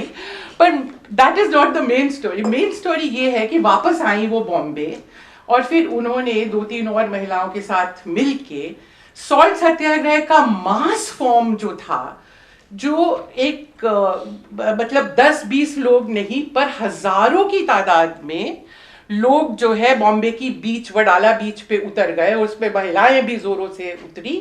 वहां से जाके उन्होंने सॉल्ट बनाया और सीधा वो लेके भागी भागी गई और हाई कोर्ट में गई और सीधा अंदर पहुंच गई और जज साहब को जाके कहा कि खरीदो, ये नेशनलिस्ट सॉल्ट है। तो ये एसर्शन जो था, ये इसकी पॉसिबिलिटी इस एसर्शन की जो कमला देवी ने रिफ्लेक्ट करी और जो उनके पूरे उसमें सामने आती है, ये उस पीरियड का एक मैं आपको ड्रामेटिक एक एक्सप्रेशन में आपको बता रही हूँ। और गांधी जी ने खुद, कांग्रेस ने खुद इस मूवमेंट में ये कहा, फिर ये देखते हुए कि किस तरह से सामने महिलाएं आ रही हैं, उन्होंने जितने बॉयकॉट प्रोग्राम्स थे इस मूवमेंट के, boycott of foreign cloth, boycott of liquor, boycott of drugs, जितने भी ये बॉयकॉट के प्रोग्राम थे, जो पिकेटिंग जिसके लिए करनी पड़ती थी, लिकर की दुकानों के सामने महिलाएं जाके बैठती थी, गाने गाती थी, लेट जाती थी, परसुएट करती थी, हाथ जोड़ती थी कि अंदर नहीं जाओ, विदेशी कपड़ा खरीदने नहीं जाओ, वो सारे प्रोग्राम जो थे उन्होंने कहा ये महिलाओं के सुपुर्द है, वो इसको डायरेक्ट करेंगी, इस पे इम्प्लीमेंट करेंगी, इस पे पार्टिसिपेट करेंगी, ये प्रोग्राम इनके जिम में है। तो ये भी एक बहुत रेवोल्यूशनरी स्टेप था कि कुछ crucial programs civil disobedience movement के जो थे वो महिलाओं को की रिस्पॉन्सिबिलिटी बनाएंगे। और इस सब का ये असर था कि बहुत बड़े पैमाने पे ऑर्डिनरी महिलाएं बच्चों को अपने साथ लेके जेल गई। छोटे छोटे बच्चे 1-1 साल के, 2-2 साल के जो हैं वो साथ में लेके वो जेल गई। और किस तरह से इससे फैमिलीज के अंदर एक तरह का थॉट रेवोल्यूशन आया, जो ये देखा, जिन फैमिलीज में से गई, जिन्होंने देखा, जिन्होंने, और उनकी जो फिर इज्जत हुई समाज में, वो भी एक बहुत बड़ा स्टेप फॉरवर्ड था कि ये महिलाएं जो कर रही हैं समाज के लिए कर रही हैं, देश के लिए कर रही हैं, इनको रिस्पेक्ट समाज में मिलना, ये सारी चीज का मैं मतलब शॉर्ट फॉर्म में सब एक्सप्लेन कर रही हूँ, तो कुछ सिंप्लीफिकेशन तो इसमें होगा ही। इसका बहुत बड़ा असर जो है पूरे विमेन्स जो इश्यूज थे उस पर। बहुत इंटरेस्टिंग कहानियां हैं। मृदुला साराभाई, इसके बाद मृदुला साराभाई आप सब जानते ही हैं, साराभाई फैमिली की बहुत, और गांधी जी की बहुत क्लोज फॉलोअर थी। पार्टीशन के टाइम उन्होंने बहुत इम्पोर्टेंट रोल निभाया और बहुत बोल्ड वो थी। तो वो सिविल डिसोबीडियंस मूवमेंट जब खत्म हो गया तो वो गांधी जी के पास गई और कहा कि महिलाएं जो सब इतनी पार्टिसिपेट करी है सिविल डिसोबीडियंस मूवमेंट में, अब आगे क्या करना है, अब इतनी पॉलिटिकल कॉन्शियसनेस हुई है, इतनी आई है बाहर, तो अब ये ओरल हिस्ट्री का वो है, तो उसकी जितनी ऑथेंटिसिटी हो सकती है मैं वाउच कर सकती हूँ कि उन्होंने, गांधी जी ने उन्हें कहा कि I have brought the women out of the kitchen. Now it is your responsibility to see that they don't go back there in again. जब अब तुम्हारा women's का जो movement है उसको आगे as women's organization भी आप उसको आगे ले जाइए. Responsibilities now of the women to see. तो ये काफी complex एक dialectical relationship है between autonomous women's movement, their participation in the political movement, freedom struggle में उनका रोल, अपने organizations में, इस पे complexities बहुत सारी हैं। तो क्विट इंडिया मूवमेंट का जहाँ तक सवाल है, इसमें एक तो ड्रामेटिक मोमेंट्स बहुत हैं। 2 नाम मैं आपको याद दिला देती हूँ जिससे आप लोग को याद आ जाएगा। एक उषा मेहता, सबने मेरे ख्याल उनकी कहानी सुनी हुई है, और अरुणा असफ अली, ये 2 हीरोइंस है एक तरह से भारत छोड़ो आंदोलन की। उषा मेहता इतना याद करा दूं कि 18 साल की लड़की थी, कॉलेज गोइंग, और अगर आप लोगों ने बाद में भी उषा मेहता को कभी देखा है तो वो 5 फुट भी नहीं मेरे ख्याल थी, और बिल्कुल एकदम दुबली पतली। और वो जो थी, उनका काम था, वो आजाद हिंद रेडियो उन्होंने चलाया। जी, सॉरी, कांग्रेस रेडियो। आजाद हिंद तो सुभाष बोस वाला हो गया। हाँ सॉरी, हाँ सॉरी, कांग्रेस रेडियो चलाया था। तो वो उनका ये था कि वो एक ट्रांसमीटर उन लोगों ने जुगाड़ किया था, और ये क्विट इंडिया मूवमेंट में जब बहुत सख्ती थी और सब लोग अंडरग्राउंड थे, तो वो रोज एक नई जगह से ब्रॉडकास्ट करते थे। अब इतनी यंग थी, कोई सस्पेक्ट नहीं करता था, और बोलते उसमें अक्सर जो थे राम मनोहर लोहिया थे। सबसे ज्यादा भाषण जो है वो राम मनोहर लोहिया के होते थे, वो भी अंडरग्राउंड थे। तो इनका काम था कि कभी किसी बिजनेसमैन को, जो कोई मतलब कैपिटलिस्ट है, कोई बड़े वो है, उनके घर में कोई गाड़ी किसी ने दे दी, ये सब ऑर्गेनाइज करना, अंडरग्राउंड पूरा जो मूवमेंट था। इस यंग लड़की, और of course group of people, but ये उसकी लीडर एक तरह से थी, और बहुत ही, उससे आप समझ सकते हैं। तो इससे मैं आपको ये बात बताना चाहती हूँ कि एक चीज जो हमने अपने रिसर्च में देखी कि क्विट इंडिया मूवमेंट में जो है average age of the participant जो है वो और भी गिरता जाता है। मतलब हमेशा यंग लोग फ्रीडम स्ट्रगल में सामने आते हैं। उषा मेहता 18 साल की, पर क्विट इंडिया मूवमेंट में 13-14 साल के बच्चे जो हैं, अगर बंबई की कहानी आप देखें, स्कूल से निकल के ग्रुप बना के, प्रोसेशन बना के, वो सीधा फोर्ट की तरफ, बॉम्बे में आपको पता है फोर्ट जो सेंटर ऑफ बॉम्बे है, सीधा उसकी तरफ जाते हैं, और ग्रुप्स में ऐसे बहुत सारे बड़े बड़े प्रोसेशंस बना के, और बच्चे बिल्कुल एडोलेसेंट्स। तो ये average age of participant in the freedom struggle quit India movement में अगर आप एनालाइज करें तो रिमार्केबल। दिल्ली वगैरह में भी सारे स्टूडेंट्स का रिबेलियन था शुरू में जो ये हुआ, और बाकी रूरल एरिया में तो नेचुरली पेजेंट्स का रिबेलियन था। बहुत young, not only college going children but school going children जो थे इसमें थे, और महिलाएं बहुत बड़ी तादाद में इसमें थी। अरुणा असफ अली की कहानी भी मेरे ख्याल आप सब लोगों को मालूम ही होगी। फिर भी वो socialist, Congress socialist group party की थी, और वो पर गांधी जी के भी बहुत क्लोज थी, सबको मालूम है। और वो पूरा अंडरग्राउंड रही लॉन्गेस्ट इन अ वे, उनको कोई पकड़ नहीं पाया, पूरे पीरियड वो अंडरग्राउंड रही। और जो भी अंडरग्राउंड मूवमेंट था, पूरा सैबोटाज का जो प्रोग्राम था, disruption of communications, bridge blow करना, टेलीग्राफ पोल्स को वो करना, रेलवे लाइंस को डिसरप्ट करना, वो सारा जो प्रोग्राम, उसमें फुल्ली वो इन्वॉल्व थी। और फाइनली वो तभी, उनको कोई पकड़ नहीं पाया, और फाइनली वो तभी बाहर आई जब गांधी जी ने उनको मैसेज भेजा कि अब अरुणा, अब आ जाओ, अब बहुत हो गया, अब खत्म हो गया ये, अब तुम बाहर आ सकती हो। तो पर अंग्रेज सरकार जो है उसको इतने साल तक अरुणा असफ अली को पकड़ नहीं पाई। तो जितना जयप्रकाश नारायण हीरो थे, वो भी जेल से भाग के नेपाल में गए। तो उसी तरह से उस पीरियड की, मतलब जो महिलाएं हीरोइन थी वो कम नहीं थी। तो एक मास लेवल पे भी, और एक इस लीडरशिप लेवल पे, या आप जो भी कह सकते लेवल पे भी, पार्टिसिपेशन जो था वो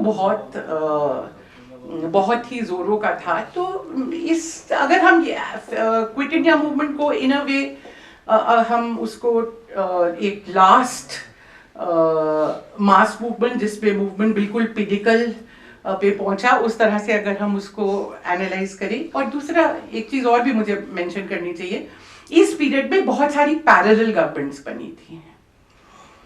प्रति सरकार नाम से कहा जाता था बंगाल में, कुछ और कहा जाता मिदनापुर में, इधर पूना सतारा एरिया में कई सारी, और इधर यूपी में भी 15-20 दिन तक तो जब रिबेलियन हुआ था तो बिल्कुल ब्रिटिश राज का कोई नाम निशान नहीं था। तो इस सारे, जी हाँ, तो इस सारे जो भी मूवमेंट्स थे ये आपके पैरेलल गवर्नमेंट्स के ग्राउंड लेवल पे, इसमें हमें कोई डिस्टिंक्शन नहीं। एक्टिव हो सकता है जो सामने आते हैं वो ज्यादा आदमी लोग आते हैं, पर in terms of political consciousness जो है, जो पार्टिसिपेशन, जो सिंपैथी, जो आइडेंटिफिकेशन है फ्रीडम स्ट्रगल के साथ, उसमें मुझे लगता है कि इसमें महिलाओं का पूरा योगदान था। और अभी इतना टाइम नहीं है, बहुत सारी बातें की जा सकती हैं, पर टाइम मैंने बहुत ले लिया, तो और एक दिन आप जरूर ये बताइए कि इस पत्रिका से क्या उम्मीद रखते हैं आप? ये मैं इस पत्रिका से क्या उम्मीद रखती हूँ? एक तो ये तो मुझे आप सबकी बातें सुन के क्लियर हो ही गया कि ये पत्रिका जो है ये सिर्फ एक सोशल इश्यूज वगैरह उठाने वाली नहीं है, वो सब तो आप करेंगे ही, पर इसका एक पॉलिटिकल एज भी होगा। शार्प पॉलिटिकल एज साफ दिखाई दे रहा है, तो मैं वो मुझे लगता है कि वो बहुत ज़्यादा ज़रूरत है। एक मैं आपसे शेयर कर लूँ कि एज ए हिस्टोरियन, क्योंकि इतने साल ये सब जो चीज़ें हैं उसके बारे में जो भी हम लोग सोचते आए हैं, पढ़ाते आए हैं, तो एक हम लोगों की ये फीलिंग है कि पत्रिका चाहे महिलाओं की हो या जो भी हो, और खासकर महिलाओं की जो पत्रिका है वो सिर्फ महिलाओं के इश्यूज तक लिमिटेड नहीं होनी चाहिए, क्योंकि महिलाओं के एक्चुअली जो इश्यूज है वो सारे इश्यूज हैं। मैं उतनी ही कंसर्न हूँ कि मेरे देश में फांसीवाद आ रहा है या नहीं आ रहा, या यूक्रेन में क्या हो रहा है या कहीं भी हो रहा है, जितना कि कोई पुरुष है।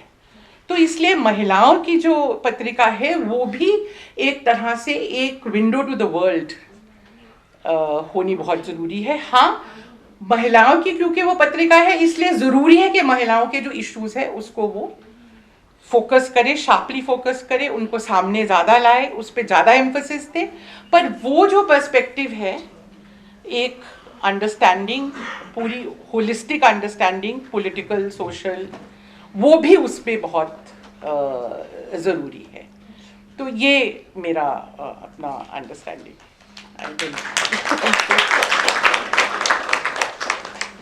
एक इतिहासकार को सुनना क्या होता है और इतिहासकार कैसे उन सारी खिड़कियों से झांककर उन सबको हमारे सामने लाकर खड़ा कर देता है जिन्हें कहीं ना कहीं हम भूल रहे होते हैं।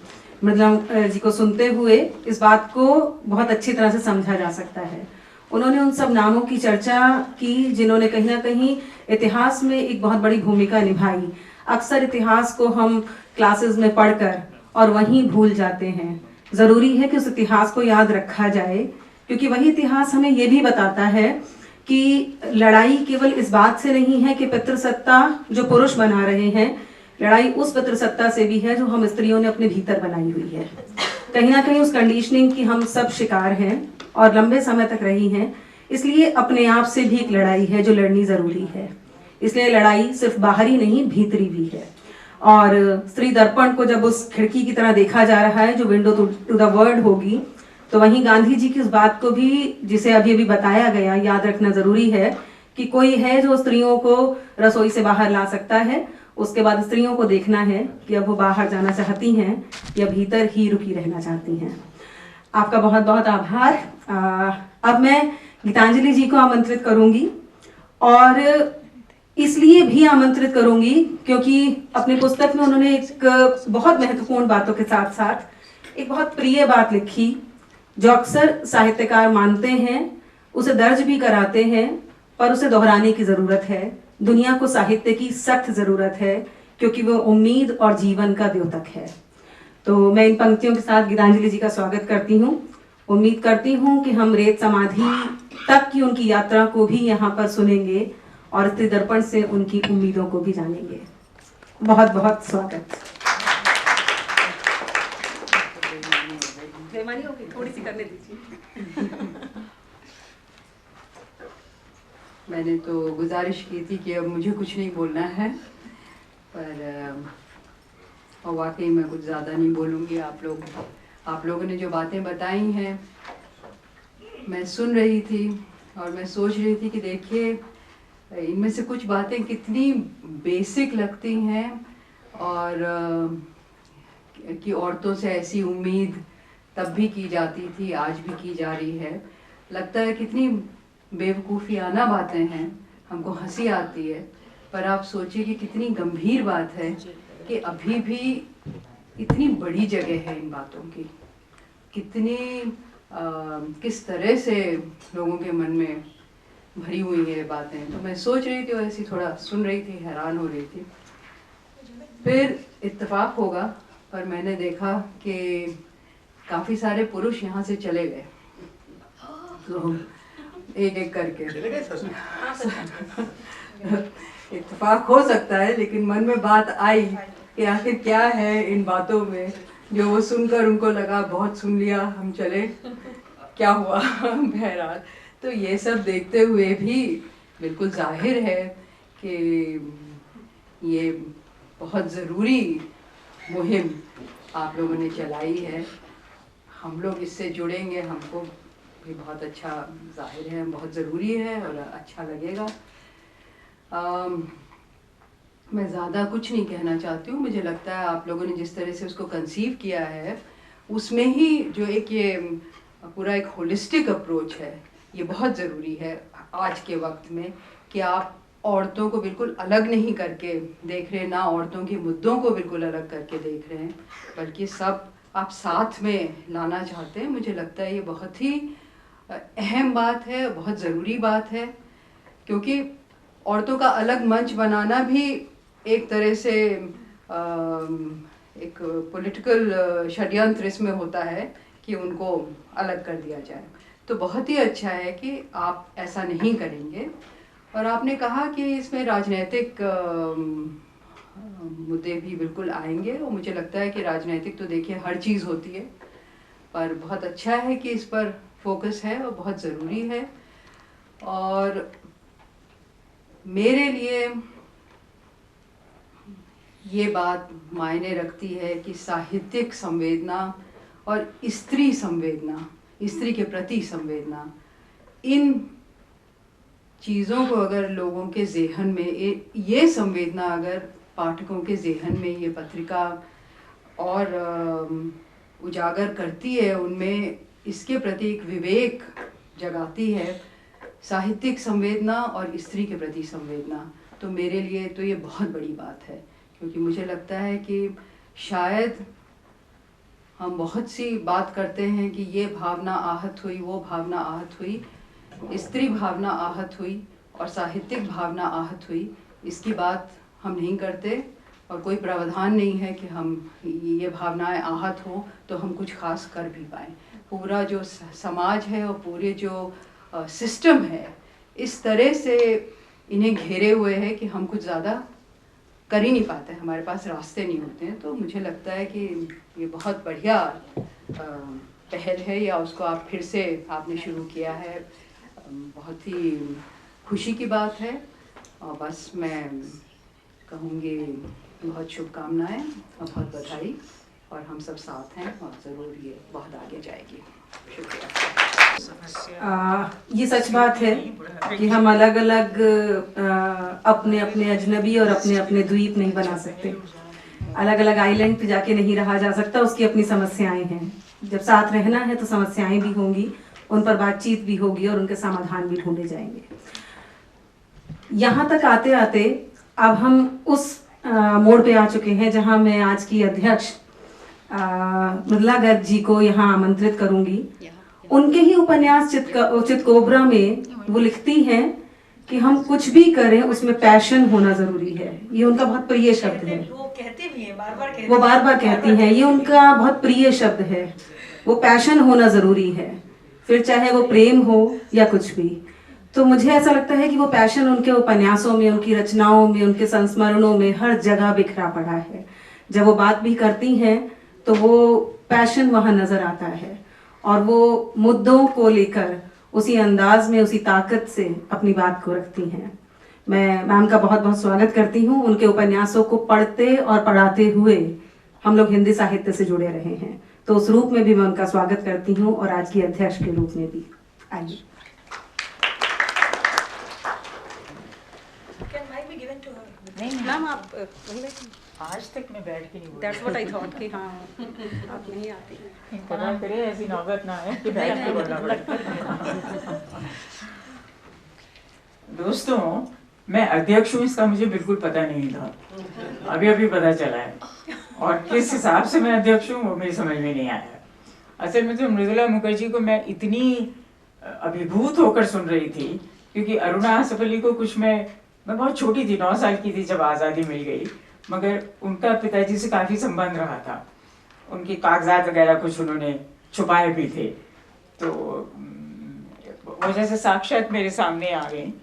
और ये वाली ये सब बातें कि वो जिस तरह से कमला देवी ने जाकर किया, मतलब मैं आप लोगों से उम्र में अशोक जी को छोड़कर बाकी सबसे बहुत बड़ी होंगी, मतलब शायद मैं बहुत कम जीवित लोगों में से होंगी जिन्होंने गांधी जी की प्रार्थना सभा में रोज शिरकत की थी।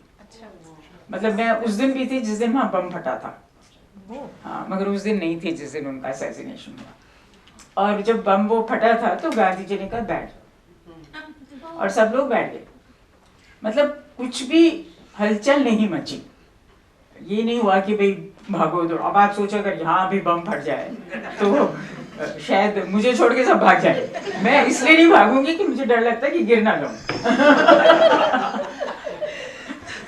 तो मैं ये कहना चाहती हूँ, बार बार मेरे मन में ये बात आ रही है कि ये स्त्री दर्पण दोबारा नहीं शुरू हो गई, ये नई पत्रिका शुरू हुई है। जैसे गीतांजलि की दादी नई उठी थी, ये भी नई उठ रही है, ये नई उठ रही है। और ये सविता सिंह कोई कम धुरंधर चीज नहीं है, हाँ, ये भी ये कमला देवी और अरुणा आसफ अली से कम नहीं है।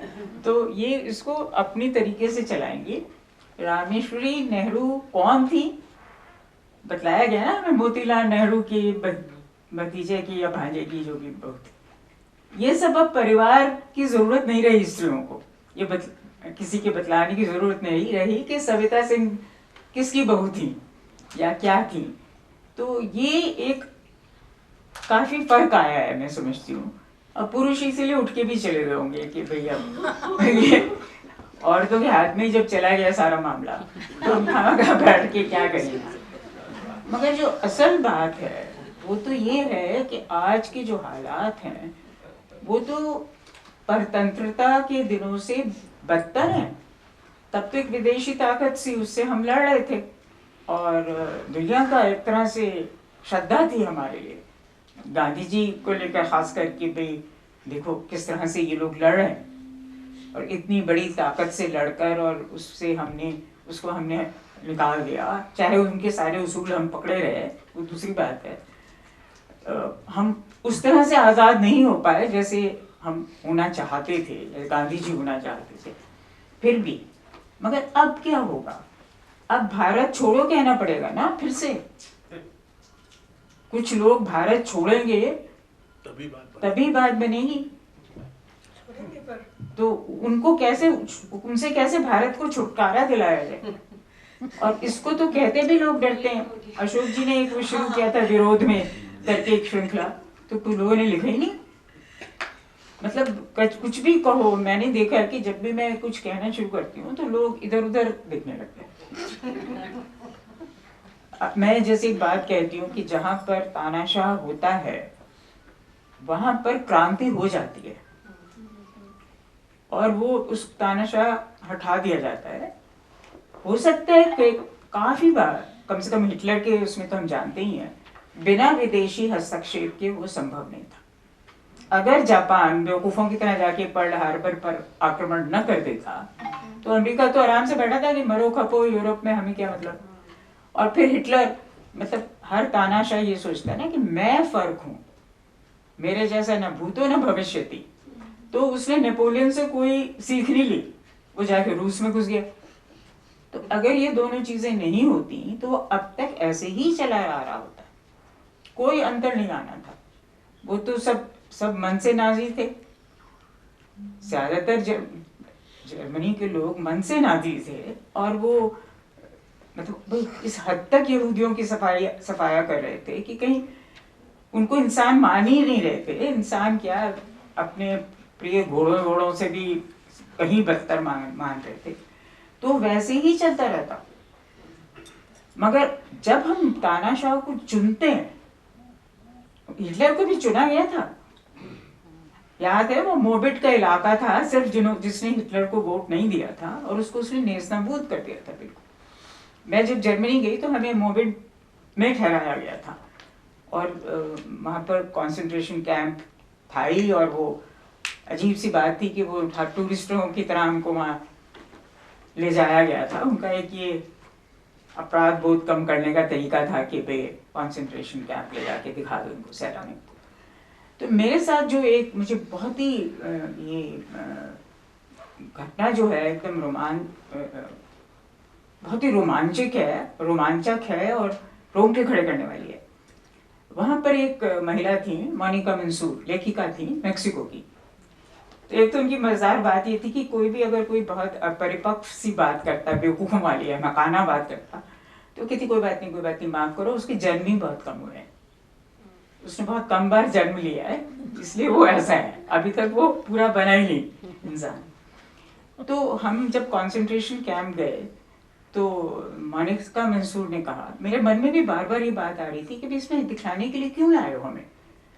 तो मोनिका मंसूर ने इस बात को कहा कि भाई ये क्यों लाए हो हमें दिखलाने के लिए, सैलानियों को दिखाने की चीज़ थोड़ा है। और उस कंसंट्रेशन कैंप में नीचे तो वो था यातना गृह, और उसकी पहली मंजिल पर डाइनिंग रूम था, रसोई थी, और उसके ऊपर पार्टियाँ होती थी, मतलब ये उसका खाका था। तो मुझे तो वहाँ नीचे ही मतलब हालत ख़राब होने लगी थी, और मोनिका ने कहा कि ये हमें क्यों दिखा रहे हैं, ये सैलानियों को दिखाने की जगह आपने क्यों चुनी। तो बहुत सारे अमेरिकन थे। अब अमेरिकनों का ये है कि वो सोचते हैं कि वो दुनिया में अकेले रक्षक हैं सबके, और नैतिकता के और बराबरी के, मतलब चचा सैम है। तो जैसे ही मोनिका ने कहा कि यहाँ क्यों दिखाते हैं, तो उन्होंने कहा यहूदियों से पूछो, ask the Jews. She said, I am a Jew. अच्छा, तो सत्ता छा गया। तो उसके बाद ये क्या है कि ना वो मतलब रुक नहीं पाई, वो मतलब इतनी ज्यादा भावुक हो गई थी कि वो बाहर निकल गई, उनके संग मैं भी बाहर निकल गई। तब एक और बात पता चली, हम सबके साथ एक एक गाइड था, कोई कॉलेज की कोई लड़की या इस तरह से हर एक लेकर के साथ एक हमारे साथ रहती थी। मोनिका मंसूर के साथ जो महिला थी उनका नाम भी मोनिका था, मोनिका हॉस, और ये बहुत ही मित्र बन गई थी। जब मोनिका, अब मुझे थोड़ी सी जलन होती थी मोनिका हॉस से, क्योंकि उससे पहले मोनिका मंसूर की मैं खास दोस्त थी, और हम बहुत बातें शेयर करते थे जो अमूमन लोग नहीं करते। तो जब मोनिका हॉस का पदार्पण हुआ तो मैं थोड़ा सा भाई दोयम दर्जे की हो गई मोनिका मंसूर की। तो मुझे थोड़ी रश्क होता था कि भाई ये मोनिका हॉस आ गई है तो ये उसी को लेके ज़्यादा मगन रहती है।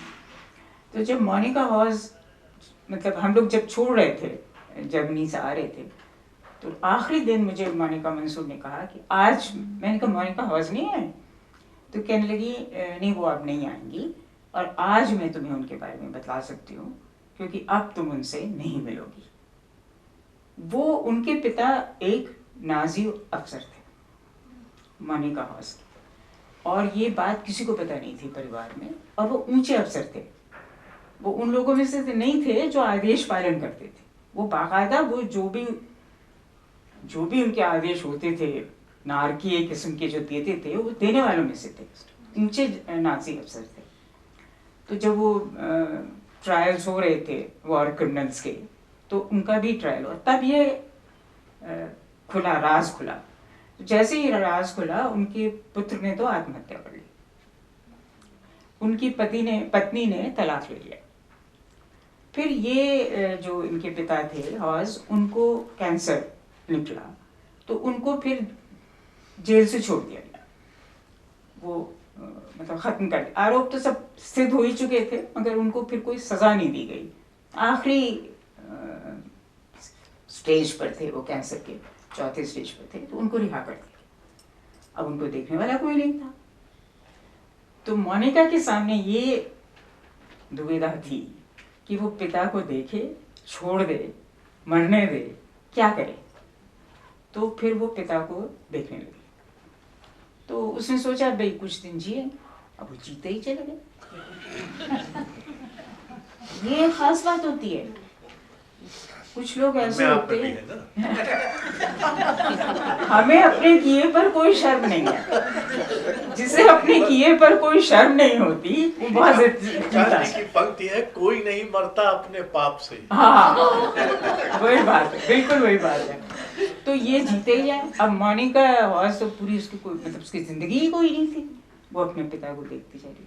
अब मोनिका मंसूर एक यहूदी है और ये मोनिका मॉज के पिता एक नाजी अफसर हैं और वो उसकी कैरेक्टर।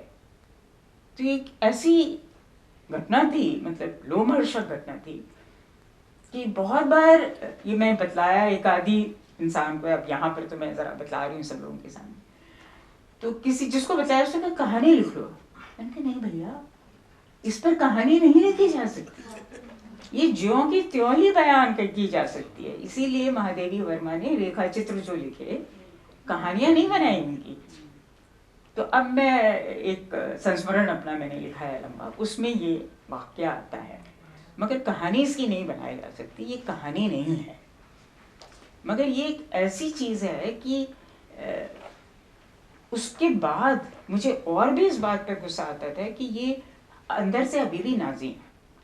ये हमें अपने कंसंट्रेशन कैंप दिखाने के लिए ले जाते हैं कि भाई देखिए देखिए हम कितने मतलब हाँ, हम अपने कर्मों को के लिए शर्मिंदा हैं और हम देखिए कितने ग्रेट हैं, मगर मन से वो वैसे ही रेसिस्ट हैं। और हमने भी अब तानाशाह, हमने चुनाव किया है ना, हम दोष नहीं दे सकते। हमने चुना है और बार बार चुना है, एक बार नहीं चुना, 2 बार तो हम चुन चुके और मुझे पूरा डर है कि हम तीसरी बार भी चुनेंगे और फिर वो शायद आखिरी चुनाव होगा और क्रांति नहीं हो सकती, क्योंकि हमने चुना है। तो हम में अभी भी 70-80% लोग ये हैं जो आपके मुंह पर कहेंगे कि ठीक तो कर रहे हैं, ठीक तो कर रहे हैं। जो भी ये कर रहा है, चाहे वो मुसलमानों के खिलाफ हो या किसी और के खिलाफ हो, जो उसने कश्मीर में किया, जो भी कर रहे हैं वो ठीक तो कर रहे हैं। तो जब हम भ्रष्ट हो गए हैं अंदर से, हम वही बन गए हैं जो वो हैं, तो हम उनसे कैसे कहें कि भारत छोड़ो? वो हम तो वही है ना। ऐसे ब्रिटिश राज में भी हुआ था, उसमें भी अभी तक लोग कहते हैं वो अच्छी हुकूमत थी, वो उनको आता था अनुशासन रखना, उन्होंने रेल बनाई, वो रेल वही चली आ रही है तब से। तो ये एक इतना बड़ा सवाल है कि अगर स्त्री दर्पण राजनीतिक मुद्दों पर बात करती है, जो वो करेगी, क्योंकि स्त्रियों की बराबरी की बात किससे करोगी भाई? यहाँ पर बराबर, अरे वो है किस लायक जिनके बराबर हो स्त्रियां? वो किसी लायक तो हो। अगर वो खींचतान के स्त्रियों के बराबर हो जाएं तो बहुत समझो। तो बात तो ये करनी है ना सविता, अपनी गर्दन बिल्कुल वहां रखनी है जहां गिलोटिन होता है। हमें बात करनी है, राजनीतिक बातें करनी है और बिना डरे करनी है। और पुरुष गया बाहर में, वो आएगा ही पीछे, कहाँ जाएगा? अब मुझे बतलाओ कहाँ जाएगा? बिना स्त्री के कोई पुरुष आज तक रहा है? कहाँ जाएगा? वो पीछे आएगा ही। वो पीछे आता है और सोचता है मैं आ गया हूँ। अब छोटा सा उदाहरण है, माँ की बड़ी महिमा है हिंदुस्तान में। अब माँ को महिमा मंडित करते गए हैं, हमारे सदियों से कर रहे हैं, मगर वही माँ महिमा मंडित होती है जो यथावत एक पुरुष को पिता बनाए। अविवाहित माँ उल्टा होती है। तो ये कैसे हो गया? ये ऐसे हुआ कि पुरुष इतना डर गया कि भाई ये इतनी बड़ी ताकत है मातृत्व की कि अगर इस पर कोई बंदिश नहीं लगाई गई, इस पर नैतिकता की बंदिश नहीं लगाई गई, तो ये तो फिर हमारा क्या होगा। तो ये शुरू से फिर ये शुरू हुआ कि भाई ये अनैतिक हो जाता है। अगर महिमा मंडित कर कोई महिमा की चीज है मातृत्व, तो उसका फिर क्या ताल्लुक है पुरुष से, पिता से। जो उसका हिस्सा है वो तो उसने दे दिया, कर दिया अपना काम। उसके बाद क्या मतलब है विवाह का या विवाह के ना होने का, या प्रेम का या प्रेम के ना होने का, जो भी। तो ये पुरुष जहाँ भी हीन भाव आता है पुरुष में, मुझे पुरुषों से कोई तकलीफ नहीं है, मेरे ज्यादातर दोस्त पुरुष हैं, अशोक जी। बचपन से मेरे दोस्त पुरुष रहे हैं। वैसे भी हम बहुत सारी बहनें थी तो काफी स्त्रियां हम घर में ही देख लेते थे, तो पुरुष मेरे दोस्त रहे हैं और दोस्त बनाने लायक होते हैं, इसलिए दोस्त बनाए जाते हैं। मगर बात यह है कि हम उनके बराबर क्यों होना चाहते हैं यार। हम हैं, हम बनना चाहते हैं, और पुरुष चाहें तो हमारे जैसे बन जाए और न चाहें तो न बने। Variety has spice. तो हमारे जैसे क्यों बने, हमसे अलग रहें, हमारे बराबरी के हकदार हों, एक ही धरातल पर खड़े हों, हमारे जैसे बिल्कुल ना हो। हमारे जैसे होंगे तो बहुत बोरिंग हो जाएगा मामला, और फिर प्रेम का क्या होगा भाई। तो प्रेम भी रहना चाहिए सविता, उसमें अलग ढंग से। प्रेम के तो बहुत ढंग होते हैं, तुम अपना ढंग चुन लेना, हम अपना चुन लेंगे, क्योंकि हमें भी तो रहेगी ना इजाजत उसमें लिखने की। तो बहुत कुछ करना है स्त्री दर्पण को, और ये नया स्त्री दर्पण है। ये वो नहीं है प्रेमचंद का हंस जो राजेंद्र यादव ने चलाया था। ये वो ज्ञानोदय नहीं है जिसको नया ज्ञानोदय नाम देना पड़ा। ये स्त्री दर्पण है जिसको सविता सिंह फिलहाल जिसकी संपादिका है, और बहुत राठ महिला है, बहुत तेजस्वी महिला है, और बहुत सख्त महिला है। अभी पता नहीं, अभी वो मुझे डांट दें, कुछ भरोसा नहीं है इनका। तो ये चला रही हैं तो बहुत बड़ा दारोमदार है। ऐसे समय में तुम ऐसी पत्रिका चला रही हो, संपादिका बन रही हो उसकी, ये बहुत खराब समय है। मगर हम इस उम्मीद से ही कुछ भी काम शुरू करते हैं कि आगे बेहतर होगा, हम वो कर पाएंगे जो किसी ने आज तक नहीं किया।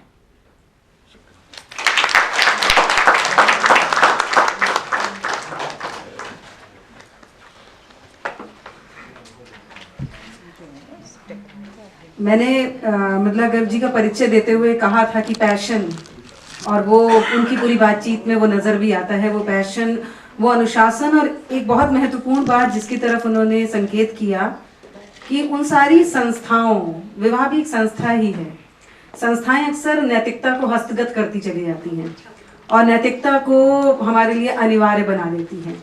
तो संस्थाओं के अपने खतरे हैं, और संस्थाओं के जब हम बहुत ज़्यादा समर्थक बन जाते हैं तो संस्थाएं कहीं ना कहीं हमारे लिए घातक भी होने लगती है।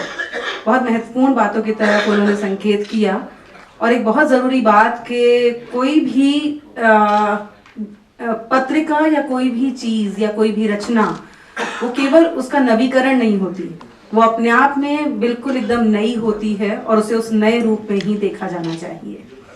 मुझे लगता है कि स्त्री दर्पण से बहुत सारी उम्मीदें हैं, और ये कोशिश ज़रूर होगी कि उन उम्मीदों को स्त्री दर्पण कहीं ना कहीं रेखांकित करें।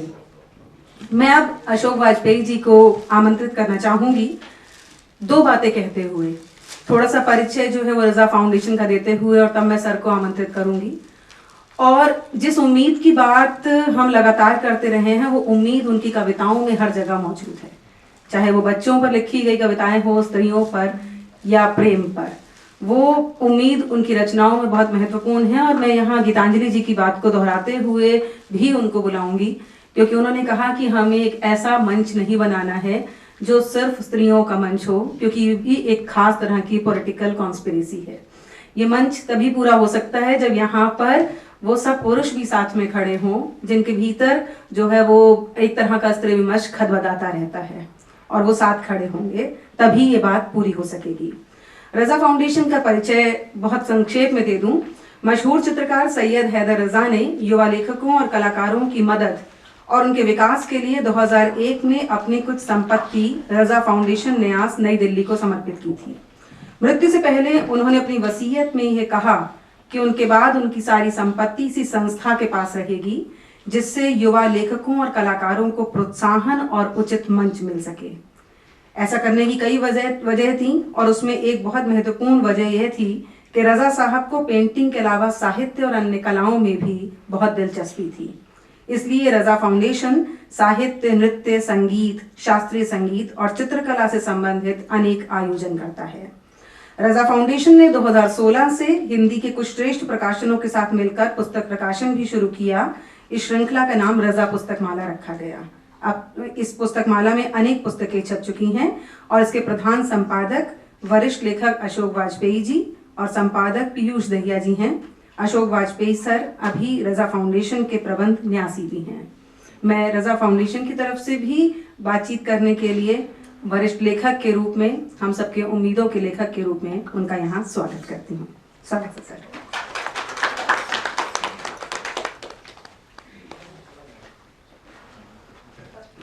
आपने मुझे अपने मंच को कुछ वैधता देने के लिए बुलाया। तो बहरहाल मैं ज्यादा बकबक नहीं करूंगा, बातूनी आदमी हूं। एक तो जो बात मुझे ख्याल आया कि कई वर्षों पहले विद्या निवास मिश्र ने एक पत्रिका शुरू की थी, उसका नाम था साहित्य अमृत, अभी भी निकलती है। हिंदी में खराब पत्रिका शुरू से लेकर आज तक अगर कोई रही है तो वो साहित्य अमृत है। उससे ज्यादा खराब पत्रिका हिंदी में निकली ही नहीं, निकालना संभव ही नहीं है, इतनी खराब पत्रिका है। लेकिन जब वो निकल रही थी तो कॉन्स्टिट्यूशन क्लब में उसके लोकार्पण का एक समारोह हुआ। तो मैं और केदारनाथ सिंह, मैं तो जाने वाला नहीं था, तो केदारनाथ सिंह ने बहुत आग्रह किया कि नहीं, अरे पंडित जी हमारे परिचित हैं, चलो चलते हैं, चले। तो वहां हमको भी बोलने बुला दिया गया।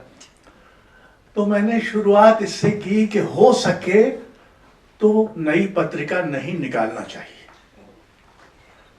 इतनी सारी पत्रिकाएं हैं, आप क्यों नई पत्रिका निकालना चाहते हैं? क्योंकि उसके पहले विद्या निवास जी कह चुके थे हम बहुत ही सबका स्वागत है और सब ये पत्रिका बहुत ही उदार होगी। हमने कहा कोई अच्छी पत्रिका उदार होकर निकलती ही नहीं। सबका अगर स्वागत आप करेंगे तो एक घालमेल पैदा हो जाएगा और वो पत्रिका का स्तर कभी नहीं, वो आज तक सबका स्वागत करती है।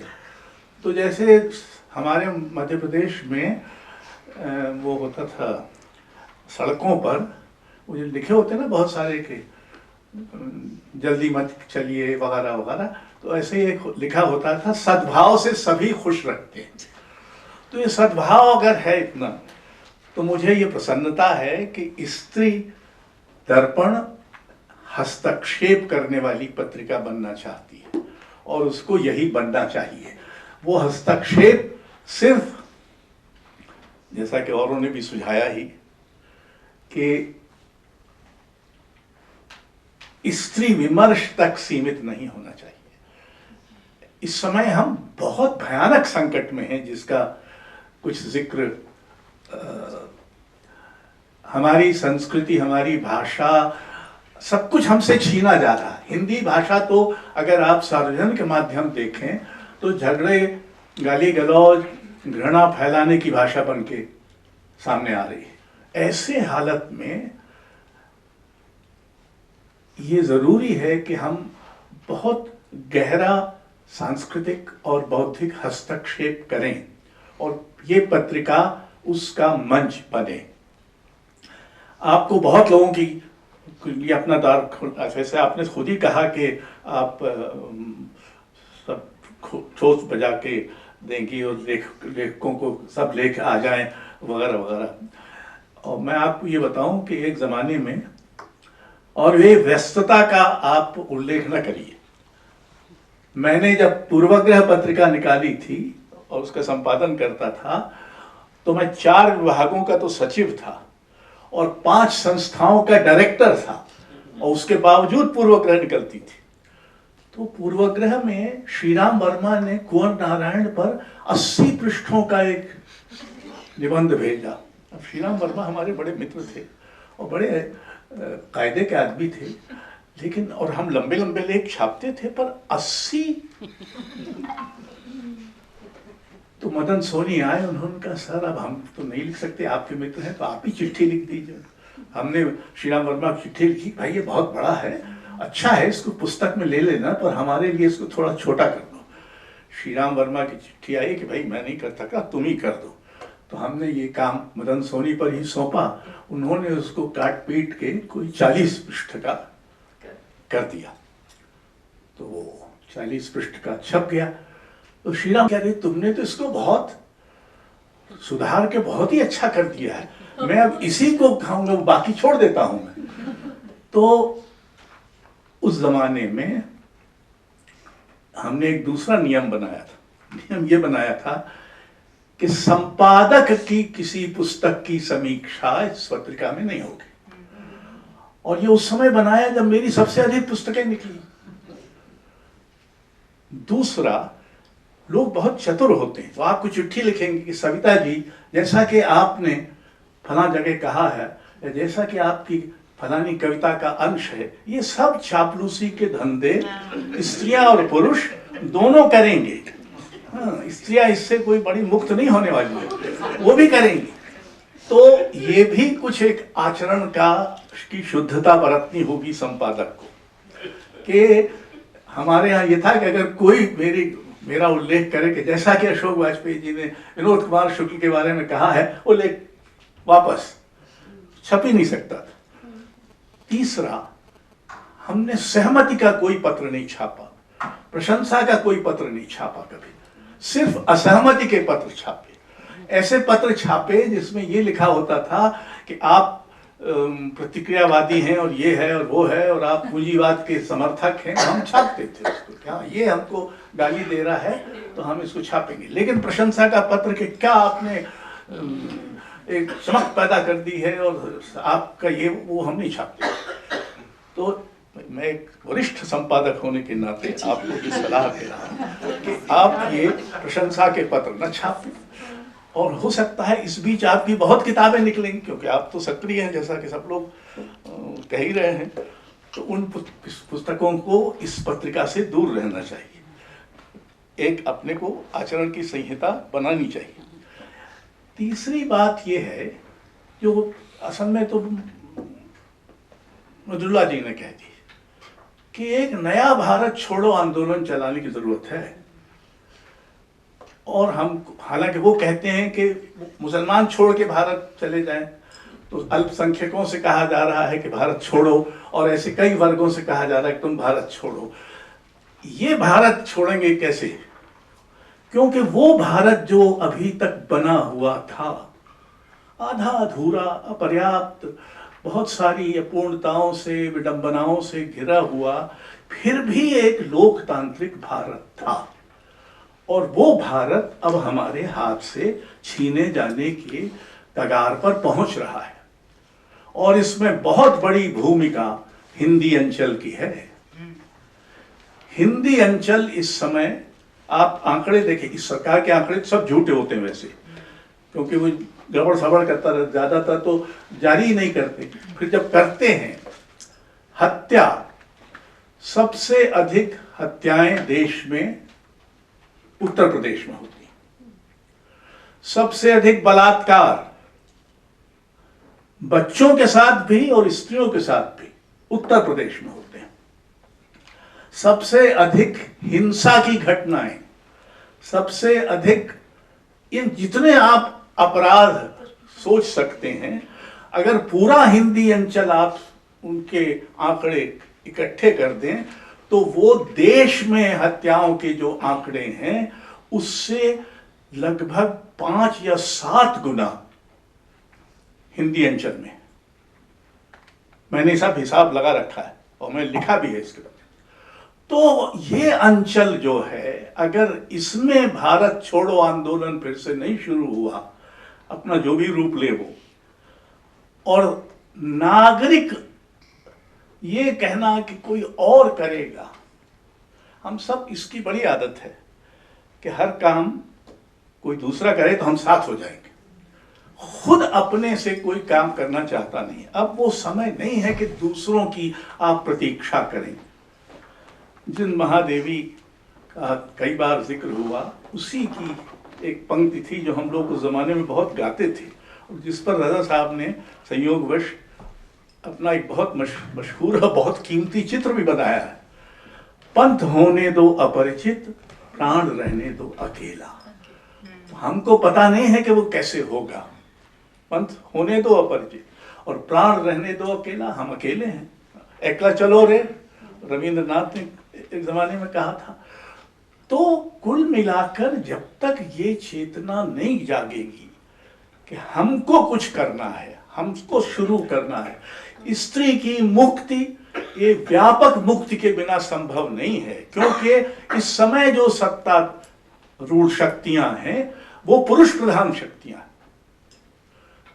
उनमें वीरता के, उपलब्धि के, बहादुरी के जितने प्रतिमान छवियों में प्रदर्शित होते हैं वो सब पुरुष प्रधान है, वो सब पौरुष के, एक तरह के पौरुष की भावना भरी जा रही है। अगर आप ध्यान दें उनके सारे, तो भला बहरहाल हम विश्व गुरु बनेंगे कि नहीं बनेंगे, बनने की हमें कोई ज़रूरत भी खास नज़र नहीं आती, और दुनिया कोई आपके गुरुत्व के लिए कोई प्रतीक्षा भी नहीं कर रही है। किसे ज़रूरत है भारत की, सब अपने अपने में मगन हैं। लेकिन कम से कम हम भारतीय तो बने रहें उस गहरे अर्थ में जिसमें एक 5000 से अधिक पुरानी सभ्यता, इतने धर्मों, इतनी भाषाओं, इतने संप्रदायों, इतनी जातियों विजातियों, आदिवासियों को लेकर बनी गई है। उस सभ्यता, जब नाथसी लोग आए थे और उन्होंने जो नष्ट किया था वो तो यूरोपीय सभ्यता के 300-400 बरस ही तो थे। उसके पहले कौन सी बड़ी सभ्यता थी? लेकिन हम तो इतनी बड़ी सभ्यता के अधिकारी हैं, और संसार में सभ्यताएं बहुत कम रही हैं, संस्कृतियां तो अपार हैं। एक भारत में कितनी संस्कृतियां हैं, दक्षिण की संस्कृति और महाराष्ट्र की संस्कृति और इधर की संस्कृति, उधर की संस्कृति। लेकिन जो भारतीय सभ्यता है वो एक बड़ा उपक्रम है, और वो खतरे में है। वो सिर्फ लोकतंत्र खतरे में नहीं है, भारतीय सभ्यता खतरे में है। और जब तक हम में ये नागरिक जागरूकता नहीं आएगी, और हम में से हर एक कहीं न कहीं इस सभ्यता का उत्तराधिकारी भी है और उसका हम पर ऋण भी है। हम जो हैं वो इसी भारतीय सभ्यता के कारण हैं। अगर हम मनुष्य हैं तो, और शैतान हैं तो, हम हत्यारे हैं तो, और मारे जाने वाले हैं तो, हम सभी इस भारतीय सभ्यता की उत्पाद हैं। और ये उत्पाद, यानी ये जो भारतीय सभ्यता है वो संकट में, सिर्फ लोकतंत्र भर संकट में नहीं है। और जब तक सभ्यता और लोकतंत्र के इस संकट को हम नहीं समझेंगे, और जब तक हम मुखर रूप से, मैंने चिट्ठी लिखी कि मैं चाहता था कि एक पुस्तक बने विरोध में, तो मैंने 50, 60, 100 लेखकों की चिट्ठी लिखी। उसमें से 10 लोगों ने सिर्फ कुछ लिखकर भेजा, बाकी ने कोई जवाब नहीं दिया। इसका आपने जिक्र किया। तो जब गुजरात में दंगे हुए थे तब मैं उस समय एक केंद्रीय विश्वविद्यालय का कुलपति था। विश्वविद्यालय का दुर्भाग्य था कि मैं था, लेकिन था मैं। और मैंने चिट्ठी लिखी कि इस समय मैं 100 लेखकों, कलाकारों की के एक पृष्ठ के वक्तव्य की एक पुस्तक छापना चाहता हूँ, प्रकाशित करना चाहता हूँ। इसमें, और ये हमने व्यक्तिगत रूप से लिखी, तो मुझसे तो मंत्रालय ने इसके सवाल पूछा कि ये आप कैसे कर सकते हैं। मैंने कहा मैं किसी सरकार का नौकर नहीं हूँ। मैं एक विश्वविद्यालय का कुलपति हूँ, तो मैं स्वतंत्र हूँ। हालांकि मैंने ये कुलपति के नाते चिट्ठी नहीं लिखी, अपने घर के पते से लिखी। पर बहरहाल उसमें भी कुल 20 लोगों के वक्तव्य आए। कुछ बहुत महत्वपूर्ण लोगों के आए, जैसे सोमनाथ होर का आया, या बड़े कलाकारों के इस तरह के आए, और बाकी किसी का नहीं आया। वो प्रोजेक्ट भी तो हम बहुत विरोध की मुद्रा तो अपनाते हैं, पर जब खड़े होने का वक्त आता है, हम अरुणा आसफ अली को याद करते हैं और उषा मेहता को याद करते हैं, जिन्होंने ये सब किया। वो क्या देखे था बंगाल में एक कोई जगह थी ना, जिसने अपने को थोड़े दिन के लिए स्वतंत्र घोषित कर दिया था, और जहाँ एक तामलुक, जिसमें वो एक स्त्री ने झंडा फहराया था कचहरी पर, और उसको गोली मार दी गई थी। ये क्या हुआ था, जो भी हुआ था। तो हमको भी अब तैयार होना पड़ेगा। हमारे कुछ भी करने का क्या राजनीतिक हश्र होगा, इसकी चिंता करने की जरूरत नहीं है। मैं समझता हूं कि राजनीति एक बार जब नागरिक ही तय करेंगे कि उनको कुछ करना है, तो राजनीति भी साथ होगी। ऐसी राजनीति बिल्कुल ही गायब नहीं हो गई होगी। कुछ तो होंगे, जैसे राम मनोहर लोहिया जैसे लोग अभी भी होंगे जो इस तरह का करेंगे। तो एक घुसपैठ भी जरूरी। घुसपैठ से तो हम तंग आ गए हैं, हर जगह घुसपैठ हो चुकी है। संवैधानिक संस्थाओं में घुसपैठ हो चुकी है, शिक्षा विभागों में घुसपैठ हो चुकी है, हर जगह घुसपैठ हो चुकी है। तो बचा क्या है? बचे हम ही हैं, और हमको अब उल्टी घुसपैठ करना शुरू करना चाहिए। कैसे करना चाहिए मैं नहीं जानता, हर चीज मैं ही जानूं ऐसा कहां लिखा है। धन्यवाद।